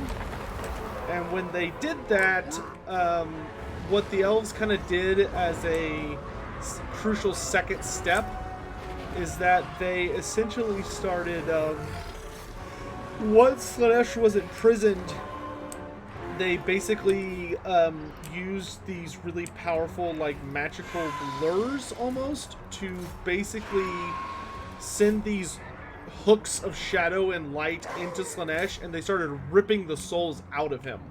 So they were basically like sending these giant, you can almost think of them as fish hooks, into Slaanesh's gut and tearing out the elves one at a time. Which they obviously got a lot more efficient at it as time passed, but once they kind of got their system down, they decided to split. They were supposed to split the souls equally, which was critical because they couldn't pull too many souls at once in either direction. Because, for instance, if Tyrion and Teclis, who kind of represented the side of light, pulled too many souls, it would pull Slaanesh too close to the realm of light, and Slaanesh would be able to wiggle free of his prison. Whereas if Malarian and Morathi tried to bring back too many elves at once, it would also pull Slaanesh too far to the realm of shadow. And like what's going on in Age of Sigmar right now that's kind of exciting is that essentially we've kind of gotten to the point where we've gotten safely to the point where it's definitely 100% for sure that frickin' Slaanesh is about to return, because it's a long story, but long story short, Nagash messed up a bunch of stuff, and when he did that, it caused all of the realms to shift, and it basically completely destroyed the balance of Slaanesh's prison. But on top of that, it turned out that Morathi has been taking way more than her fair share of souls, because Morathi is greedy and doesn't care about the rules, which has weakened Slaanesh's prison to a pretty absurd degree. So he's about to bust out very, very soon. And it's pretty much all of Morothy and Nagash's fault, but mostly Morothy.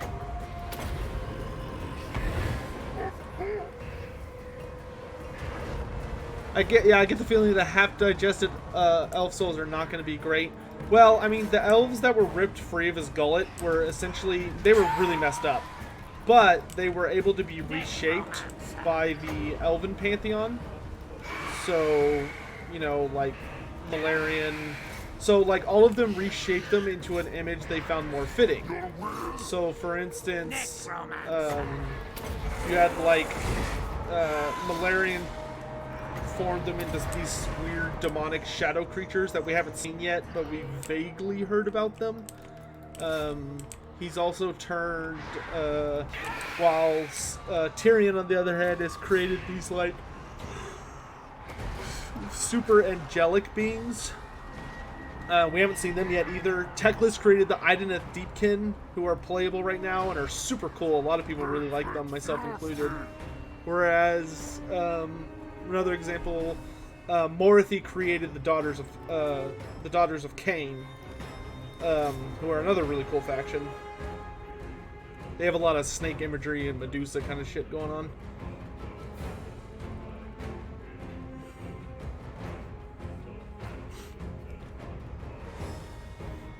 Final question: which Assur troops are best for destroying Skaven war machines? Eagle Claw Bolt Throwers. Bolt Throwers will absolutely, like, if you keep them on single shot, they will annihilate Bolt Throwers. Like, not even close. Alright, we successfully put Gelt in a can.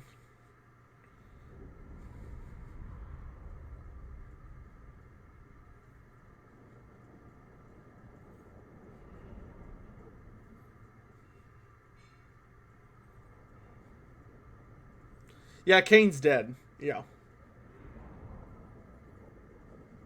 Morothy seems similar to Ashara. Yeah, they kind of have some similarities. The Age of Sigmar version. Got armor for all units. Nice.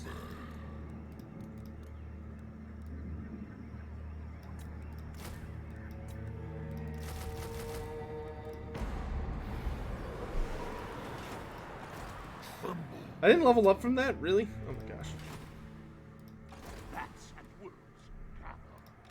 Find me, grave hound. Level 16 Red Duke. Master Strike. Let's put another point in Pendulum. Expand, Sylvania. Time to die. Right, all that remains left that I actually have to, like, try for is the King's Glade. And then I have no problem kind of letting Athel Loren collapse in on itself.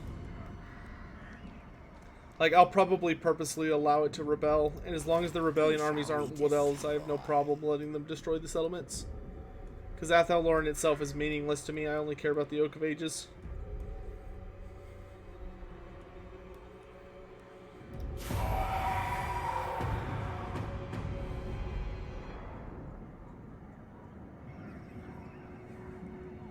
Isn't Slaanesh weakened? Yeah, Slaanesh is very weak. But odds are when he breaks out, it's going to be hell on earth for a ton of people.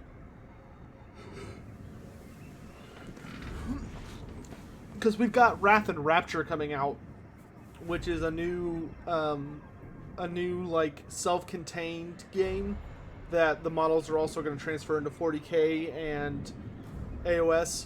And I believe it's about Slaanesh's return, as far as, like, AOS is concerned. Okay, good. Lucini has fallen. I just want the Wood Elves to die.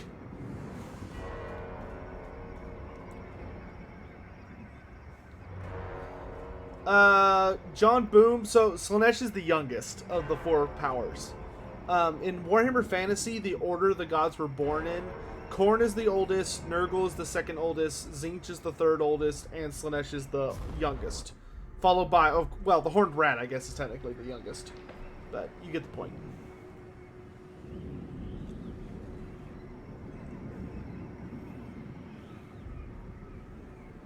What happened to the Wood Elves? They were kind of Your reach split. grows yet further. Nagash's heir. Most of the Wood Elves, like as far as their aesthetic is concerned, were rolled into a new faction called the Sylvaneth, which are pretty much exclusively tree spirits, or like forest spirits. The ones that did not become forest spirits, or like the actual elven aspect of the Sylvaneth, instead became what are now known as the Wanderers, which do not have a happy story. They do not have a happy story at all. Put you on a nightmare so you can keep up.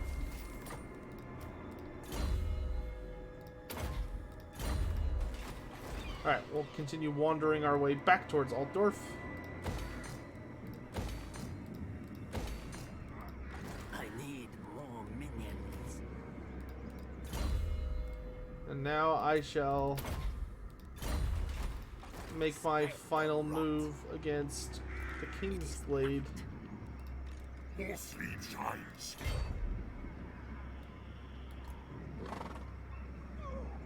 You will be punished.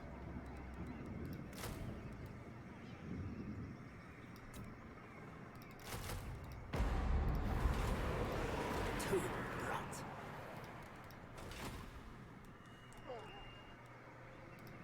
Yes.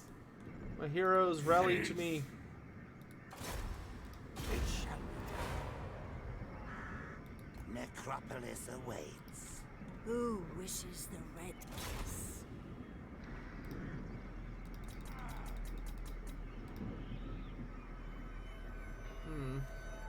Dead will outnumber the living. That will stop. It ends here, Azrai. Your time has come.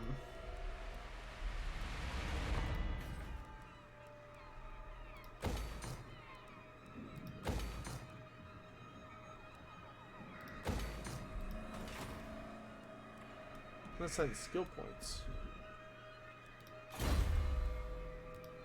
Who the heck? Oh, you.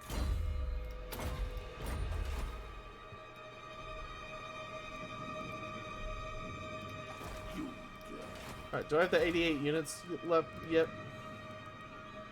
Or 80 units? No, I need 8 more. Okay, so he'll have that soon. So now I just need Altdorf, and I need... Why are you being such a butt munch? Is it just because of Norska? Greetings, King. If I stop being friends with Norska, will you get over yourself? Because I really don't want to have to invade, oh, well, Wolfrick's being useful, though. I don't want to get rid of him as being useful to me.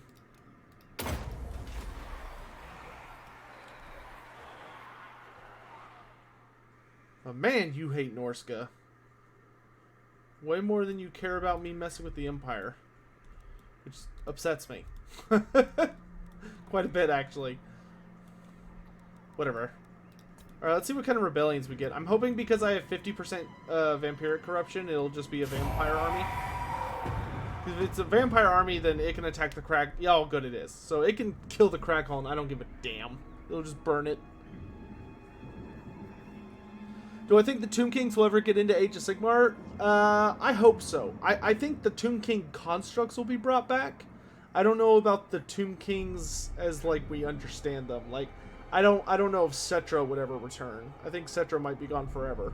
As much as I would love to see him come back.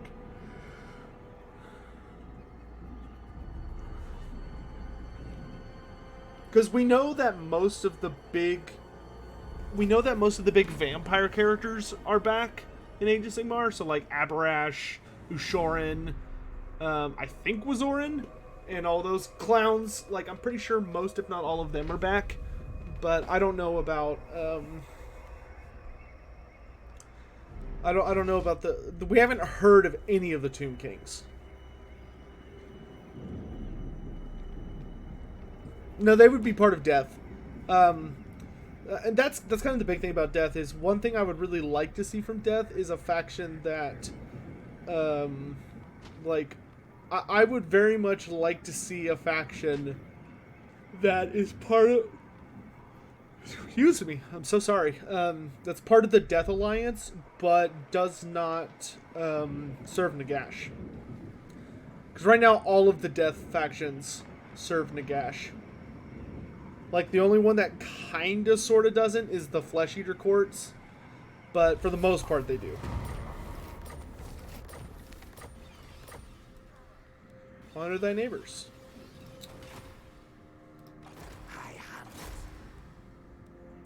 Assault unit. Yes, the Tricksters. Unleash the purple sound. Your wish, Master.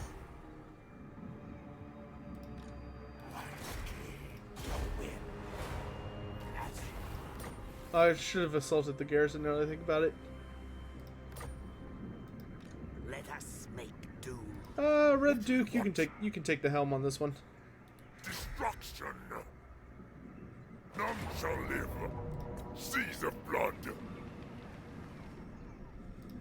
Yes. Let us wander this. I got your back, bro. Obliterate. Oh, thank God it's over. We are in agreement. Yes!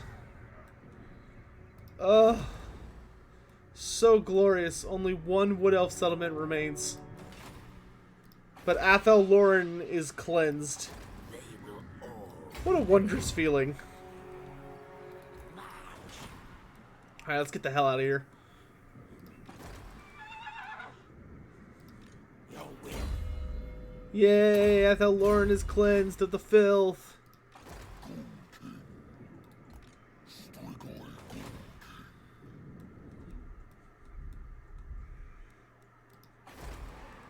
Fucking pointy-eared bastards. Soon I'll be all powerful.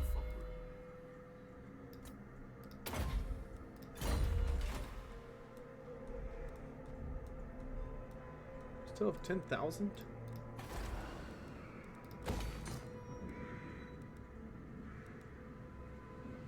Vampire corruption here is pretty decent. Guess we could use some better public order. My bloodline calls. Vampire. On way, my lord.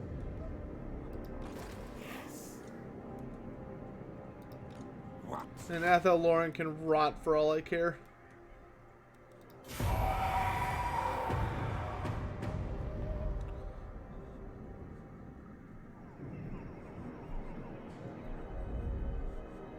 Could characters like Albrecht and Total War get more fleshed out as the series goes on?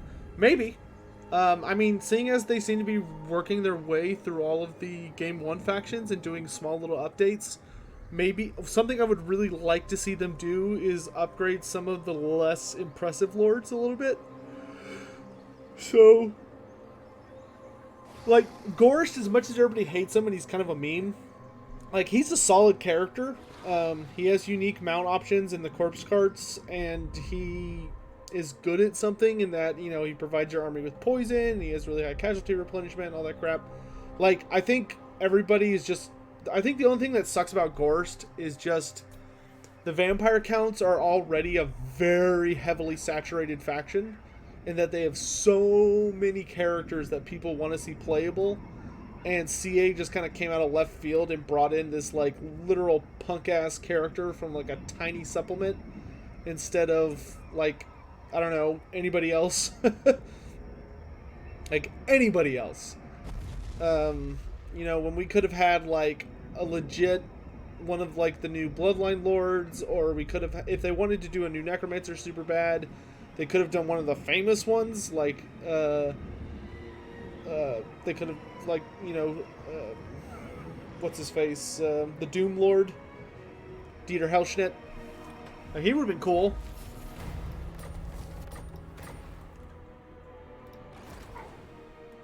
Alright, looks like she's going up there to deal with that. We are getting the hell out of Athel Loren, because it's not my problem anymore. Agreed. I want you to ride for Corone. I am riding for Carrick Ziflin. And Athel Loren can burn itself, because I don't care. In fact, get rid of the, no, cancel everything. I don't care. I want this place to rebel against me. This one might actually hold. Especially if I do, like, public order. Do you need fresh? All heroes rally to the Empire. So that we can attack the Empire with impunity. And mess them up. Welcome to my court. Is nobody in Altdorf? Oh, it's just open for the pickings. Don't mind if I do. Despoil and ravage. Corner. You there. What's your name? Slaughter the sheep. Forge Breaker. Help me. I need more minions. Alright, Athel Loren is burning.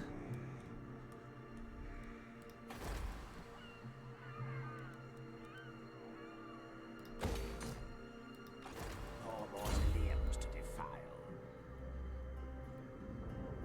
Hey, this is the guy that's like practically fully upgraded.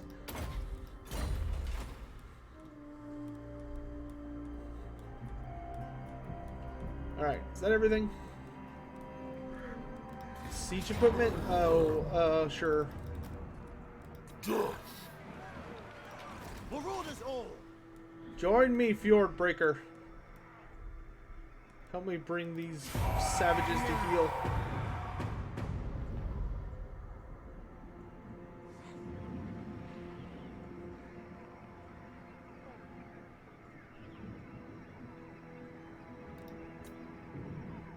Alright. Now we just...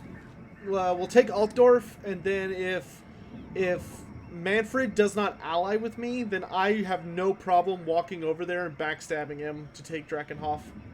Or I guess I could march north to not risk the alliance. I could march north and take Kislev. Hell do you want? Okay, fine.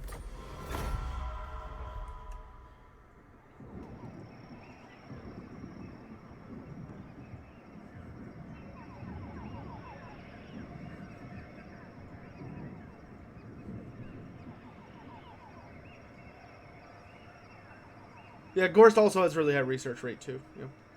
Why don't the Lizardmen get any love in other Warhammer Fantasy games? Dakamore is just, I think it's just because, yes! Look! Look! Look! Look! They're dead! They're dead! Oh, fuck you, Wood Elves. What a nightmare that was dealing with them. Oh, chat, the Azrai are dead. Oh, it feels so good. It feels so good. Oh, vengeance is sweet. Now I just gotta give... So all that stands between me and victory now is, that stupid... Those stupid vampires.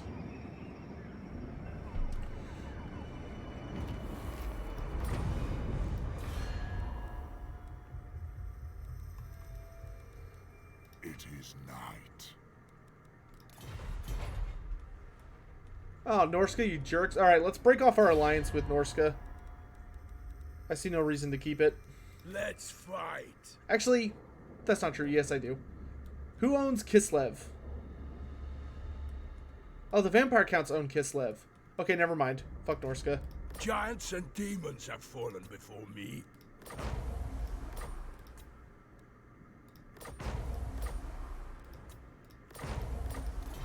That'll make the Vampire Counts happy.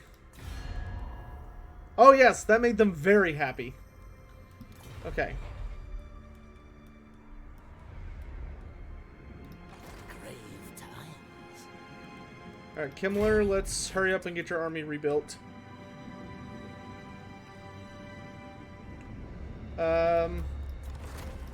You're out. You're out. You're out. Are there any regiments renowned? Nope. Oh, Sylvanian crossbowmen. Neat. I need 2 more great swords, 1 more grave guard, 1 of these, And one of these. If anything, You're almost ready to march. You are hustling for Corone. The hero legions have their orders.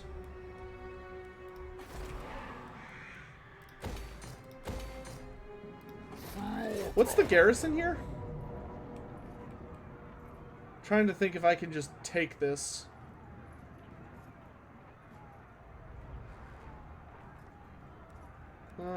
Let's get one set of siege towers, and then I think we can take it through brute force.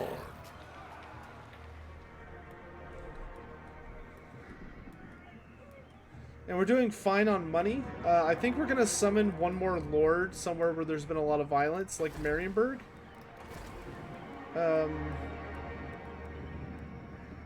Someone whose upkeep is hopefully not too high, like you. Ready. Oof. And then she's just gonna get things that don't cost upkeep. And her only job is to get us above that 80 mark. There we go. Alright, so all I need to do now is take Altdorf and then get the vampire counts to acknowledge me as a military ally, and we win. If I could bring back any god from fantasy, who would I bring back? Sotek. For obvious reasons. Which Sotek vaguely exists in Age of Sigmar, but we don't know to what extent. He exists as a constellation, but we're not sure if he's a living constellation or if he's just kind of like just there. It's not very clear. Any famous battles between the Greenskins and the Undead? Yes, there's a ton. Trevor, the Siege of Morcane was probably the most famous. Morcane was literally an empire of the vampire counts of the Strigoi. It was literally the kingdom of Strigoi, which is where the Strigoi Ghoul Kings get their name from. And the Strigoi vampire lords. They had like this amazing kingdom, and the capital of it was called Morcane. And in the end, it was destroyed by the. It was destroyed by like a colossal greenskin Wa. You'd bring Valaya back. Well, Valaya's talked about a lot in Age of Sigmar. Death comes to all eventually, and nobly. Peace. I'll give you peace after I take Altdorf, maybe. No, Gelt came back. I can't win this. I'll wait for reinforcements.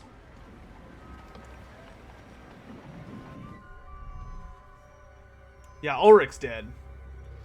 Yeah, Valaya's talked about a lot because Grungni's still around. Grungni is the god of the realm of metal. Like, he is the metal guy. The realm of metal's god is him. Which, for those unaware, the gods of Age of Sigmar, like the ones who kind of survived and are still around as gods, Nagash is the god of the realm of death. Heavens is ruled by Sigmar. Oh, we won. Heavens is ruled by Sigmar. Beasts is ruled by Gorka Morka, who is Gork and Mork put together. Or something like that. I haven't read too much into that. But, let's get, I want to get the Terrorgeist upgrades. Okay, you keep riding hard for Corone. Expand Sylvania's borders. We can disband her once we've got our armies fully built. We just gotta get our armies fully built. Ready. We can get rid of some of the less useful characters. Yes. I don't need the Necromancer anymore. Comes. Yes, I'm well aware. We can clear out some funds.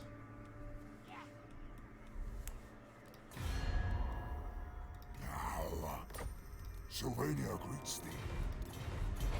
If I can get my strength rank above his, then forging an alliance will be pretty easy.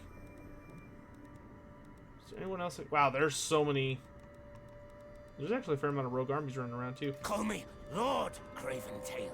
Tretch, do you own anything interesting? If this is all Tretch.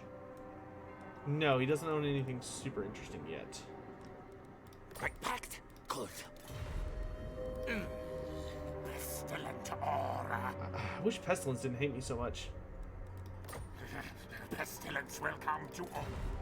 Because I bet Pestilence is controlling, I wonder who controls Itza. I mean, it could be anybody.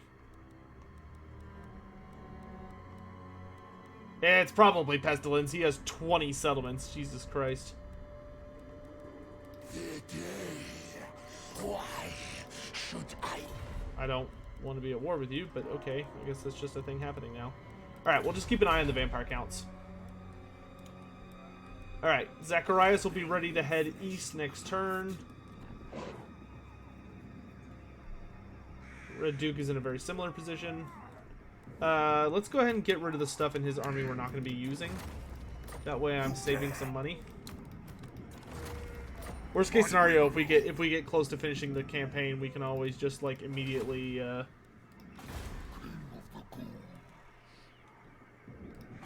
Grumberg got anything interesting? Look on me in despair. Let's just ambush. It will be done.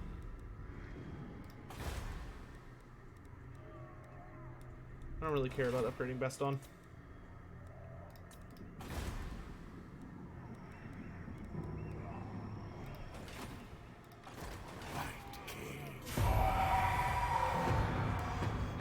Who's the god of actually these days? Grimner. Oh, sorry, I got distracted. Yeah, so Laura Fire, actually, Grimner's the god. He's shattered, but he's still alive, sort of. It's complicated, but the important thing to know is that he's still kicking.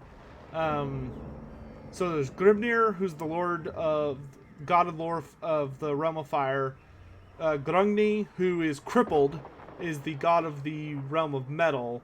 Malarian, who is Malekith, but he's been like twisted into a giant draconic form, is the god of the realm of shadow. Sigmar, the god king, is the god of the realm of heavens. Gorka Morka is the god of the realm of beasts and pretty much the god of all destruction, though there's a couple of them that have some minor deities, like the spider god's still around. The Great Maw is still around, and there's kind of a new god called the Everwinter. It's not really clear what the Everwinter is, though, for the Beastclaw Raiders. Then for the realm of life, Alariel is the god, which she's not really an elf god anymore. She's more like the god of the Sylvaneth, which are just exclusively forest spirits. She's not really the god of the elves anymore. Then the gods of light are Tyrion and Teclis together. They're kind of like a package deal now because Tyrion lost his eyes and has kind of gone blind, and Teclis sort of provides that function for him in a way. Fight. You know what? I'm just gonna write him out to Altdorf just to help overwhelm its defenses. They will serve. Everyone to Altdorf. And then, what realm am I missing? Oh, and then Nagash is the god of death. I think that's all of them.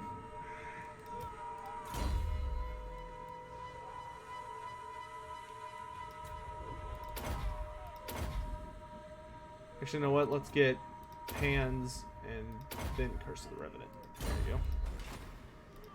Spread the rot. You're getting there. Oh, we can get Marienburg level 5. That's fun.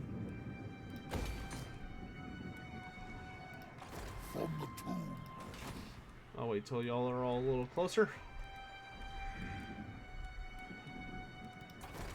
So that's the last objective we have, is controlling 8 of these stupid things. Which I'm pretty sure the vampire counts control like 3 of them. Yeah, he has Hell Pit, he has Kislev, and he has the other place. Fellow beatless hearts, let us discuss. Oh, please. The strife. Yes! That's everything. Right? Check, check, check. Check, check, check, check. We did it. We did it, chat. All I gotta do is end the turn. Boom. We just have to wait a turn. We did it. The campaign is over. Oh my god. Do the Lizardmen have a navy? No. The only times the Lizardmen, whenever they have to cross the ocean, they typically just walk into the series of portals known as the Paths of the Old Ones. And it allows them to pretty much teleport to wherever they need to go. Barring that, we've also seen Slaawn create literal magic bridges that the armies of the Lizardmen have just walked across to get from like island to island and stuff like that. We've also seen stuff like and then there are rumors and legends that the Lizardmen have control of a couple of colossal beasts that can go out to sea. But the Lizardmen do not have a navy in a traditional sense, no. They don't cross the ocean to get where they need to go.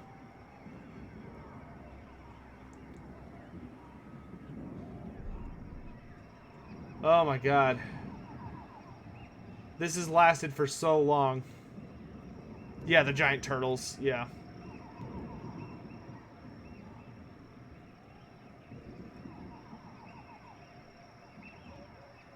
Does Age of Sigmar have any Bretonnians, Pero? Not that we're aware of at the moment. There are some rumors that there is a spiritual successor to the Bretonnians in the realm of light, who might become a playable faction because apparently Tyrion is gathering up a giant army of knights for a crusade, which is believed to be them, but we don't know much about it. We did it! And I got the good old times achievement. Oh my god. I hadn't gotten that achievement yet. This is the first... this is the second Mortal Empires campaign I've beaten. I beat one with Noctilus. Whew. That took us 5 episodes. The first 3 episodes, I think, averaged on 4 hours each. That's 12. Plus another 3 for the 4th was 15. Plus 2 for tonight. 17 hours. That's not bad. Also considering we suffered some pretty serious setbacks a few times. Oh, it's over. With time to spare, too. It's only 11 o'clock. Oh my god, chat. We did it.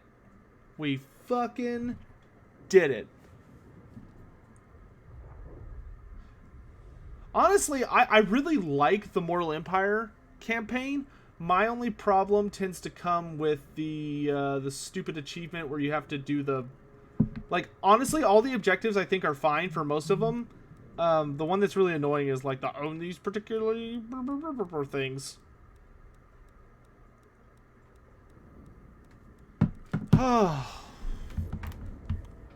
Oh my god. Whew. I can't believe it. And it took us about 150 turns.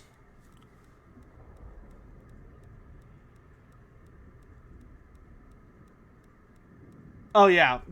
I do not know of the only game I know of that has as good of value as Total War Warhammer, as far as like hours go, is like Skyrim. But I think vanilla Skyrim is ass compared to like modded Skyrim. Whereas I basically play vanilla Total War Warhammer. Like, sure, you can mod it to make the style more your flavor. Like, I like to have bigger lords, and I think it also makes the AI's lords more competitive because they tend to be smarter when they have more skill points to spend. So, you know, I play with that mod. But other than that, I literally just, other than the 2 skill points per lord mod, I played the game completely vanilla. You know, so, man. But we did it. We beat the Heinrich Kemmler campaign, which I am so happy about. I am so happy we made it to the end of that. Mr. Beastiemon? No, Nurgle kind of has a weird relationship with Skaven. The Horned Rat and Nurgle are 100% distinctive entities that do not like each other. Obviously, the pestilence side of the Horned Rat has a lot of mix with Nurgle, which is why, like, in Age of Sigmar, if you play with a Nurgle army, and you play with Clan Pestilence, you can kind of take them together, and they count as having each other's keywords. So if you play Age of Sigmar, like, this is one of the things I actually really love about Age of Sigmar, is that if you play Age of Sigmar, you can ally certain factions together that makes sense. So, like, if you take the Maggotkin of Nurgle and Clan Pestilence, you can basically play them together and they synergize super well, which is awesome. It's how it should be. And in the lore, wherever you find Nurgle, Clan Pestilence probably is close by. So, but Nurgle does not reward the Skaven of Clan Pestilence, no. He's willing to work with them, and a lot of his servants like them, and find them interesting, if not outright amusing. But they do not, Nurgle himself doesn't care for them. When will there be more Chloe content? Eventually. Thank you for the fireworks changer of voice. Whew.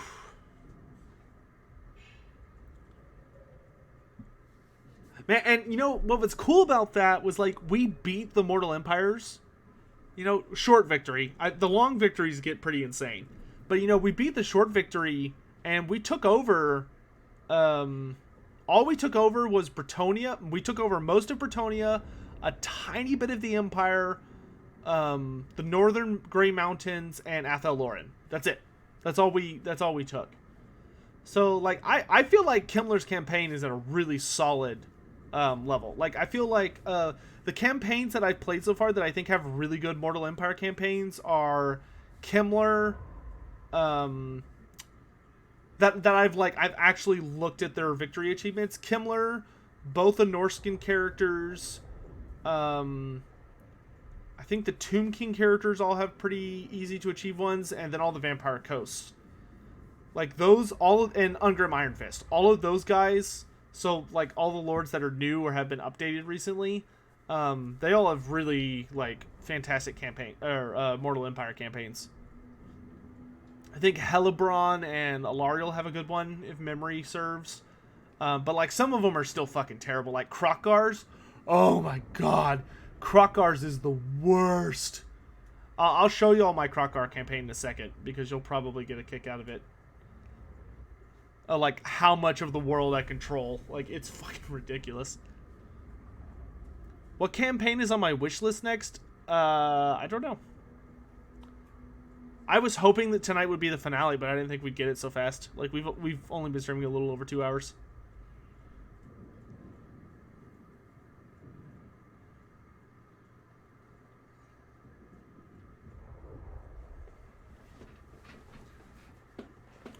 Have I considered the quicker turn timers mod? Yes, I have the quick.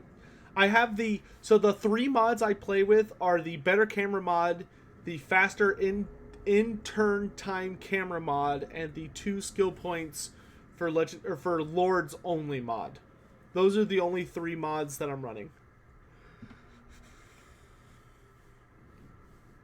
Otherwise, this would have taken even longer.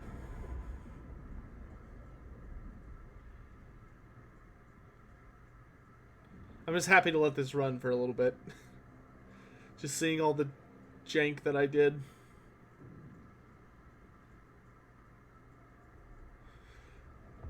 It's funny how different this was from my Krokgar playthrough. In my Krokgar playthrough, the Empire is dead. Bretonnia is dead.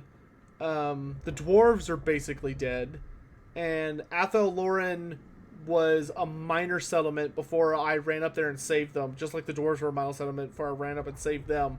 And the undead own everything. But in this campaign, the Empire, the dwarves, and Athel Loren were all like superpowers.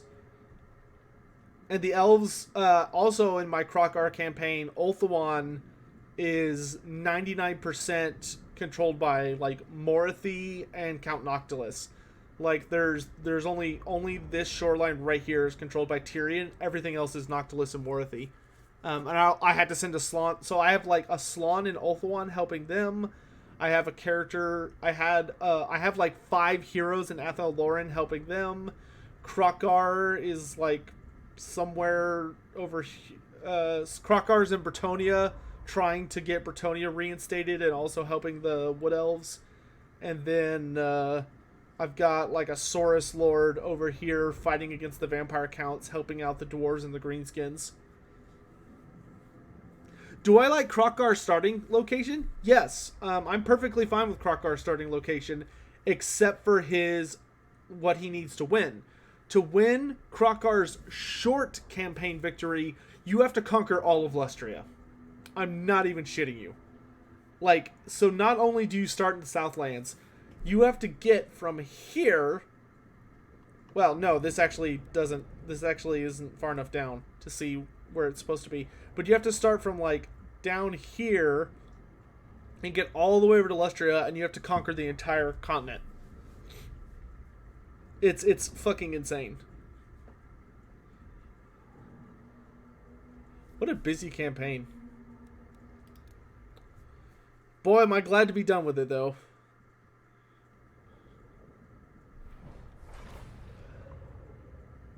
Oh, no. Okay, Pero. No. Sotek, this mod effectively makes it so that all minor factions on the other continents are gone. Oh, I don't want to do that. Like, I'm sure that, I'm sure that's a thing, and I totally understand where they're coming from with it, but I like there being a ton of minor factions. I don't want it to just be like all the major races and that's it. Here, let me show you all my Krokar campaign. So I'm 270 turns into this. The primary reason, though, is that there's currently a bug where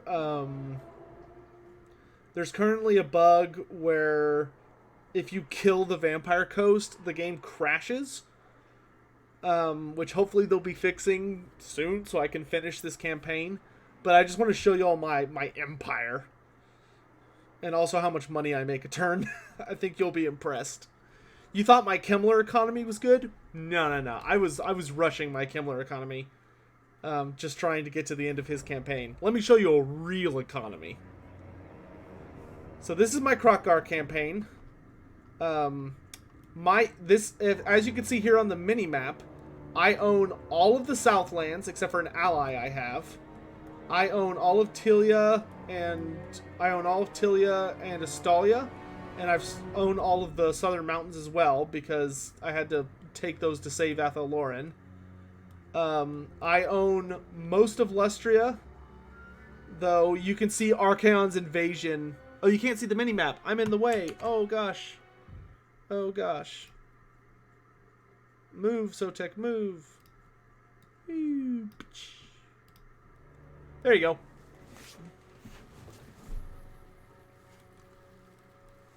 Now you can see it. So I own half of Lustria. This half is owned, or this third is owned by Clan Pestilence. I've contained Luther Harkin to one settlement, but obviously I can't kill him or else the game crashes. He has a little army out here running around, but it's no threat to me. Chaos swept through and blew up all this crap until I managed to defeat them in some very, very difficult sieges. Hexadol has barely survived. When I confederated with Mazdamundi, I was like, oh, I can confederate with Mazdamundi. And then, like, he was on death's door, and that's why. But I own all of the Southlands, as you can see here.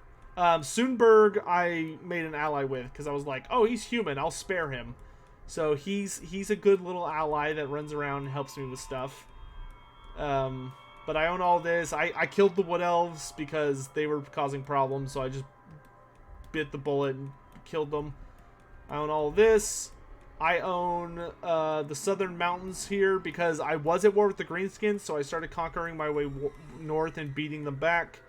And I took over the Southern Badlands and all of Blightwater, so that if the Greenskins decide to betray me, because they have a military alliance with me right now, because they were helping me fight the undead, but if they betray me, I'm ready to launch a counter invasion at any moment.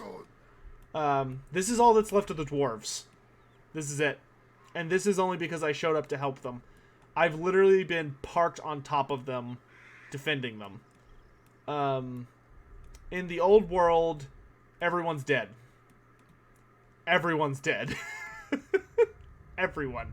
It's literally just the von Karsteins and the Vampire Counts, Kemmler, and Throg. Throg is terrifyingly powerful. He owned a good portion of the coast of Ulthuan. He owns the coast of Bretonnia. He owns all of Norska, and he owned the coast of the Empire until I started fighting him. The Wood Elves, the only settlement they had was Kerak Bufdar when I arrived. So I managed to push them back into Athel Loren against Kemmler and help him. Or help them get reestablished. And you can see I've just got a bunch of heroes lying around who are just providing untainted corruption to try and heal up. And I'm also assassinating heroes like crazy. I've been trying to resurrect Bretonnia, but it's really hard because to resurrect a faction, you have to get their corruption down to basically like 10% and then cause a public order. Or you then have to cause a rebellion, and then you have to you basically have to spam damage walls and assault garrison against the city in question so that the rebellion will win, and then it will reinstate that faction. But yeah, and I'll show you all the highlights of my armies. So this is Krokar's Legion. Almost everything. It's very, very powerful. It's got Saurus Core, Chameleon Skinks, Auxiliary with a Cavalry Punch, Rev Crystal, and 2 Blessed Pterodons.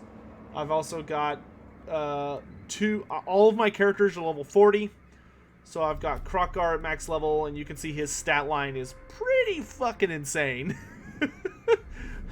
120 armor, 110 leadership, almost 90 speed, 81 melee attack with poison and magic, 58 melee defense, 797 damage, most of it AP with bonus versus infantry and bonus versus large, and then 123 charge, 38% ward save, 33% physical resist, 15% missile resist, and 55% magic resist. Because I have all these traits from just killing all the different characters in the game. You can see I just have an assload of traits. And then, of course, I've got some really powerful items. Got 2 level 40 characters running with him. A Skink Chief on a Stegodon and a Skink Priest on a Stegodon. And then over here is my leading Saurus Lord, who's level 22, and I run him on foot. And he runs with a Temple Guard and Saurus-themed army with some backup and some Stompy Stomps and a little bit of Cav. And he has a Scarvet and Skink Priest.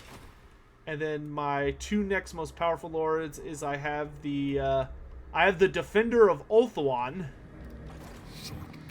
Uni Weenie, who is a Slon that has a Scarvet on foot as his bodyguard, and he's got just Temple Guard and Horned Ones and Stomps for days. But my second most powerful lord is the one leading the invasion of Lustria.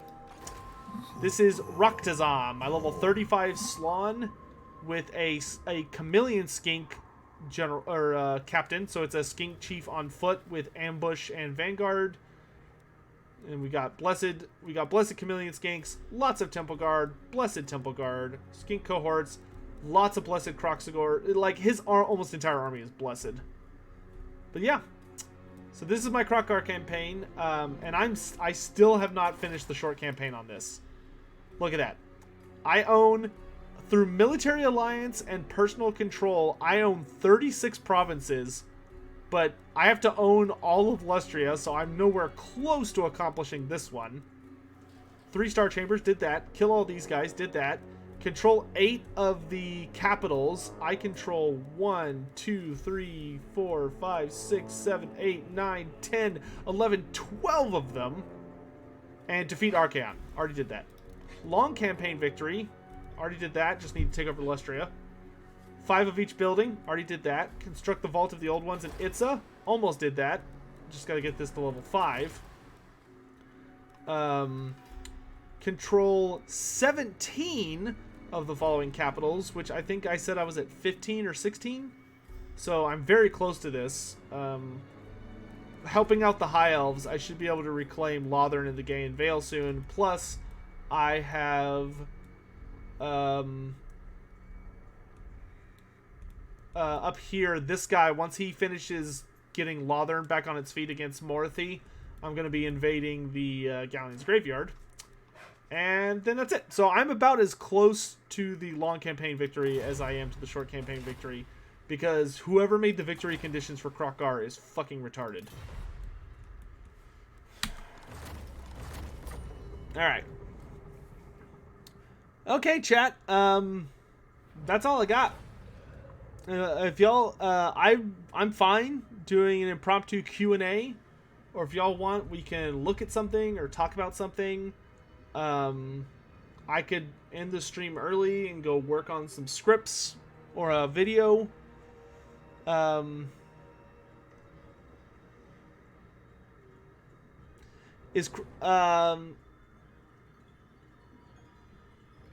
doesn't he start in Lustria? I mean, I'm fine with him starting in the Southlands. There's supposed to be lizardmen in the Southlands. It makes sense for somebody to be there. I just think they need to change Krokgar's victory conditions to, like, wiping out more people, and less about taking over Lustria, because that makes no sense. Talk about the end of the Forest Spirits. Did they fight the Lizardmen in the end times? No. The Forest Spirits fought alongside the forces of Order in the final battle for Athel Loren. Most of them died in the final, when there's this thing called the Blood Hunt, which was like Khorne's most powerful legion. It invaded Athel Loren to try and kill like Karl Franz and all of the Council of Incarnates, and all the Forest Spirits of Athel Loren put up like a desperate final battle against them, and managed to hold them off. A human faction campaign? I don't think any of them have good victory conditions is the problem. I fight for the greater good. Actually, I think Bretonia's are okay. Let me look. Just out of curiosity. My reputation. What do I have to do to win your campaign? Want to play some quick battles? Not right now. I actually played in a tournament this week that was pretty busy. I can't show off the games yet because that's one of the rules. I'll be able to show the games hopefully in like a week or two. There were some really good games though. Bretonia has the errantry war only. Do they really? If so, then that's like ridiculously easy. My lord, the Dukes oh my of god, that Bretonia is have absolute resided bull. under a chivalrous code for many They have like years. that has to be the easiest campaign in the game then, next to the Vampire Coast. But I think this is even easier than the Vampire Coast. That is stupidly easy. Wow. How bad is the Empires?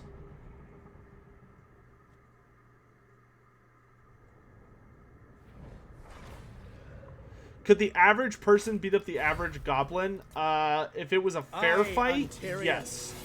More than likely, though, the goblin would play dirty and probably either ambush you or, like, do something terrible to you. Instrument of Sigmar's will. Before you had, like, the opportunity, like, before you knew they were there. Like, they can see better in the dark than we can. They're scrawny, but there's kind of a strength to their scrawniness, and they tend to fight dirty.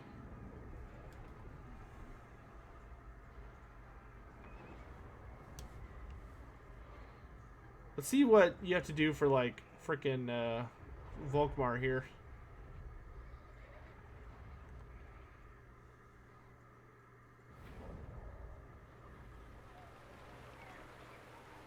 The green skins. Yeah, whatever. The righteous hammer of Sigmar. You have to control all of the Empire, all of Sylvania. You need all the capitals, and then defeat Archaon. That's pretty reasonable. That's not that bad. Maybe Krokgar's the only one with a super busted one. define fighting dirty. Biting, clawing at your eyes with their nails, hitting you with, like, cheating, using poison, just anything that they can do to win. Alright, guys, so, here's what I'm thinking. I know a lot of y'all are excited for upcoming videos. We've got the next Future of episode coming up soon, which is the Future of the Beastmen. So if y'all are fans of the Future of series, I hope you're looking forward to that. I'm going to do I'm probably going to do a little update video on the Future of series. But we've got the Future of the Beastmen coming up. We've got Carrick Apex week coming up. The first video for Carrick Apex is nearly done. The moment it's done, it will be out and viewable for patrons, so people who support me on Patreon at the appropriate tier. And then once all 5 of the Carrick Apex videos are done, then I'll release all 5 of them in the same week. So like Monday will be Belagar, Tuesday will be the history of Carrick Apex, Wednesday will be Queek Head Taker, Thursday will be the geography of Carrick Apex, and Friday will be Skarsnik. So hopefully y'all are looking forward to that. I'm also going to be starting a new series soon. I think that everyone seems to want to see, which is going to be called How to Survive. And it's literally going to be, I'm going to go down the line of all the campaigns in the game and basically just teach everyone how to survive the first 20 turns of their campaigns on I'll probably do it on hard difficulty, but it'll include up to like legendary difficulty for those who want to do that. So yeah, anyone that's interested in those, I hope you're looking forward to them. In any event, okay, I think that's gonna be it for tonight, if that's okay with y'all. Sorry it was a little bit of a short night, but, I mean, I'm pretty tired, and, we did it. We fucking did it. We beat it. And I'm so happy. I'm gonna go get a drink and just sit down and bask in completeness. Plus, I got that achievement, which that is a hard achievement to get, in my opinion. The good old times. That makes me very happy. I almost have 100% completion on this game. I'm at 89%. I've got 15 achievements left to go. We're getting there. Yeah, I know. Most of the like that, man. Honestly, the Kemmler campaign I think was really fun, and I was having a good time with it until we had to attack Athel Loren. When we had to attack Athel Loren, that sucked. Like, it started dragging so bad. But that's what I got for not attacking it with like 3 full stacks. If I had been more respectful of the garrisons and realized that as the vampire counts, I can't just walk into Athel Loren and declare myself king, probably could have saved 20 turns. So in any event, thank you all for watching. I hope you guys enjoyed the campaign.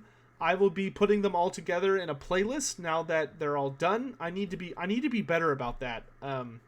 Like making playlists of relevant series, because that way people can watch them later. So in any event, I'm out of here for the night. If you want, feel free to pop over to our Discord community. If you haven't joined it, you can find it in the description below the live stream, as well as other links, like if you're looking to pick up any video games. For those, I know I did this. For those of you unaware, Gothic Armada, or Battlefleet Gothic Armada 2 is about to come out, which is a spacefaring battle game in Warhammer 40,000 that looks amazing, and it's going to have a fuckload of factions, so probably your favorite race is playable from Warhammer 40,000. If you go to my Fanatical link down below, you can pick up the game on discount. And you'll save some money, I'll make some money, so everybody wins. That's where I bought my copy. And, yeah. I think it's enough plugging for one evening. Oh yeah, and the Discord link's down there. That's why I said that in the first place. So, Trevor, I'll have a video out about it soon, man. But feel free to hit up our Discord if you need help. Thanks for watching, guys. I will see you tomorrow morning, more than likely, for some more Dawn of War Retribution. So have a good night. Take care.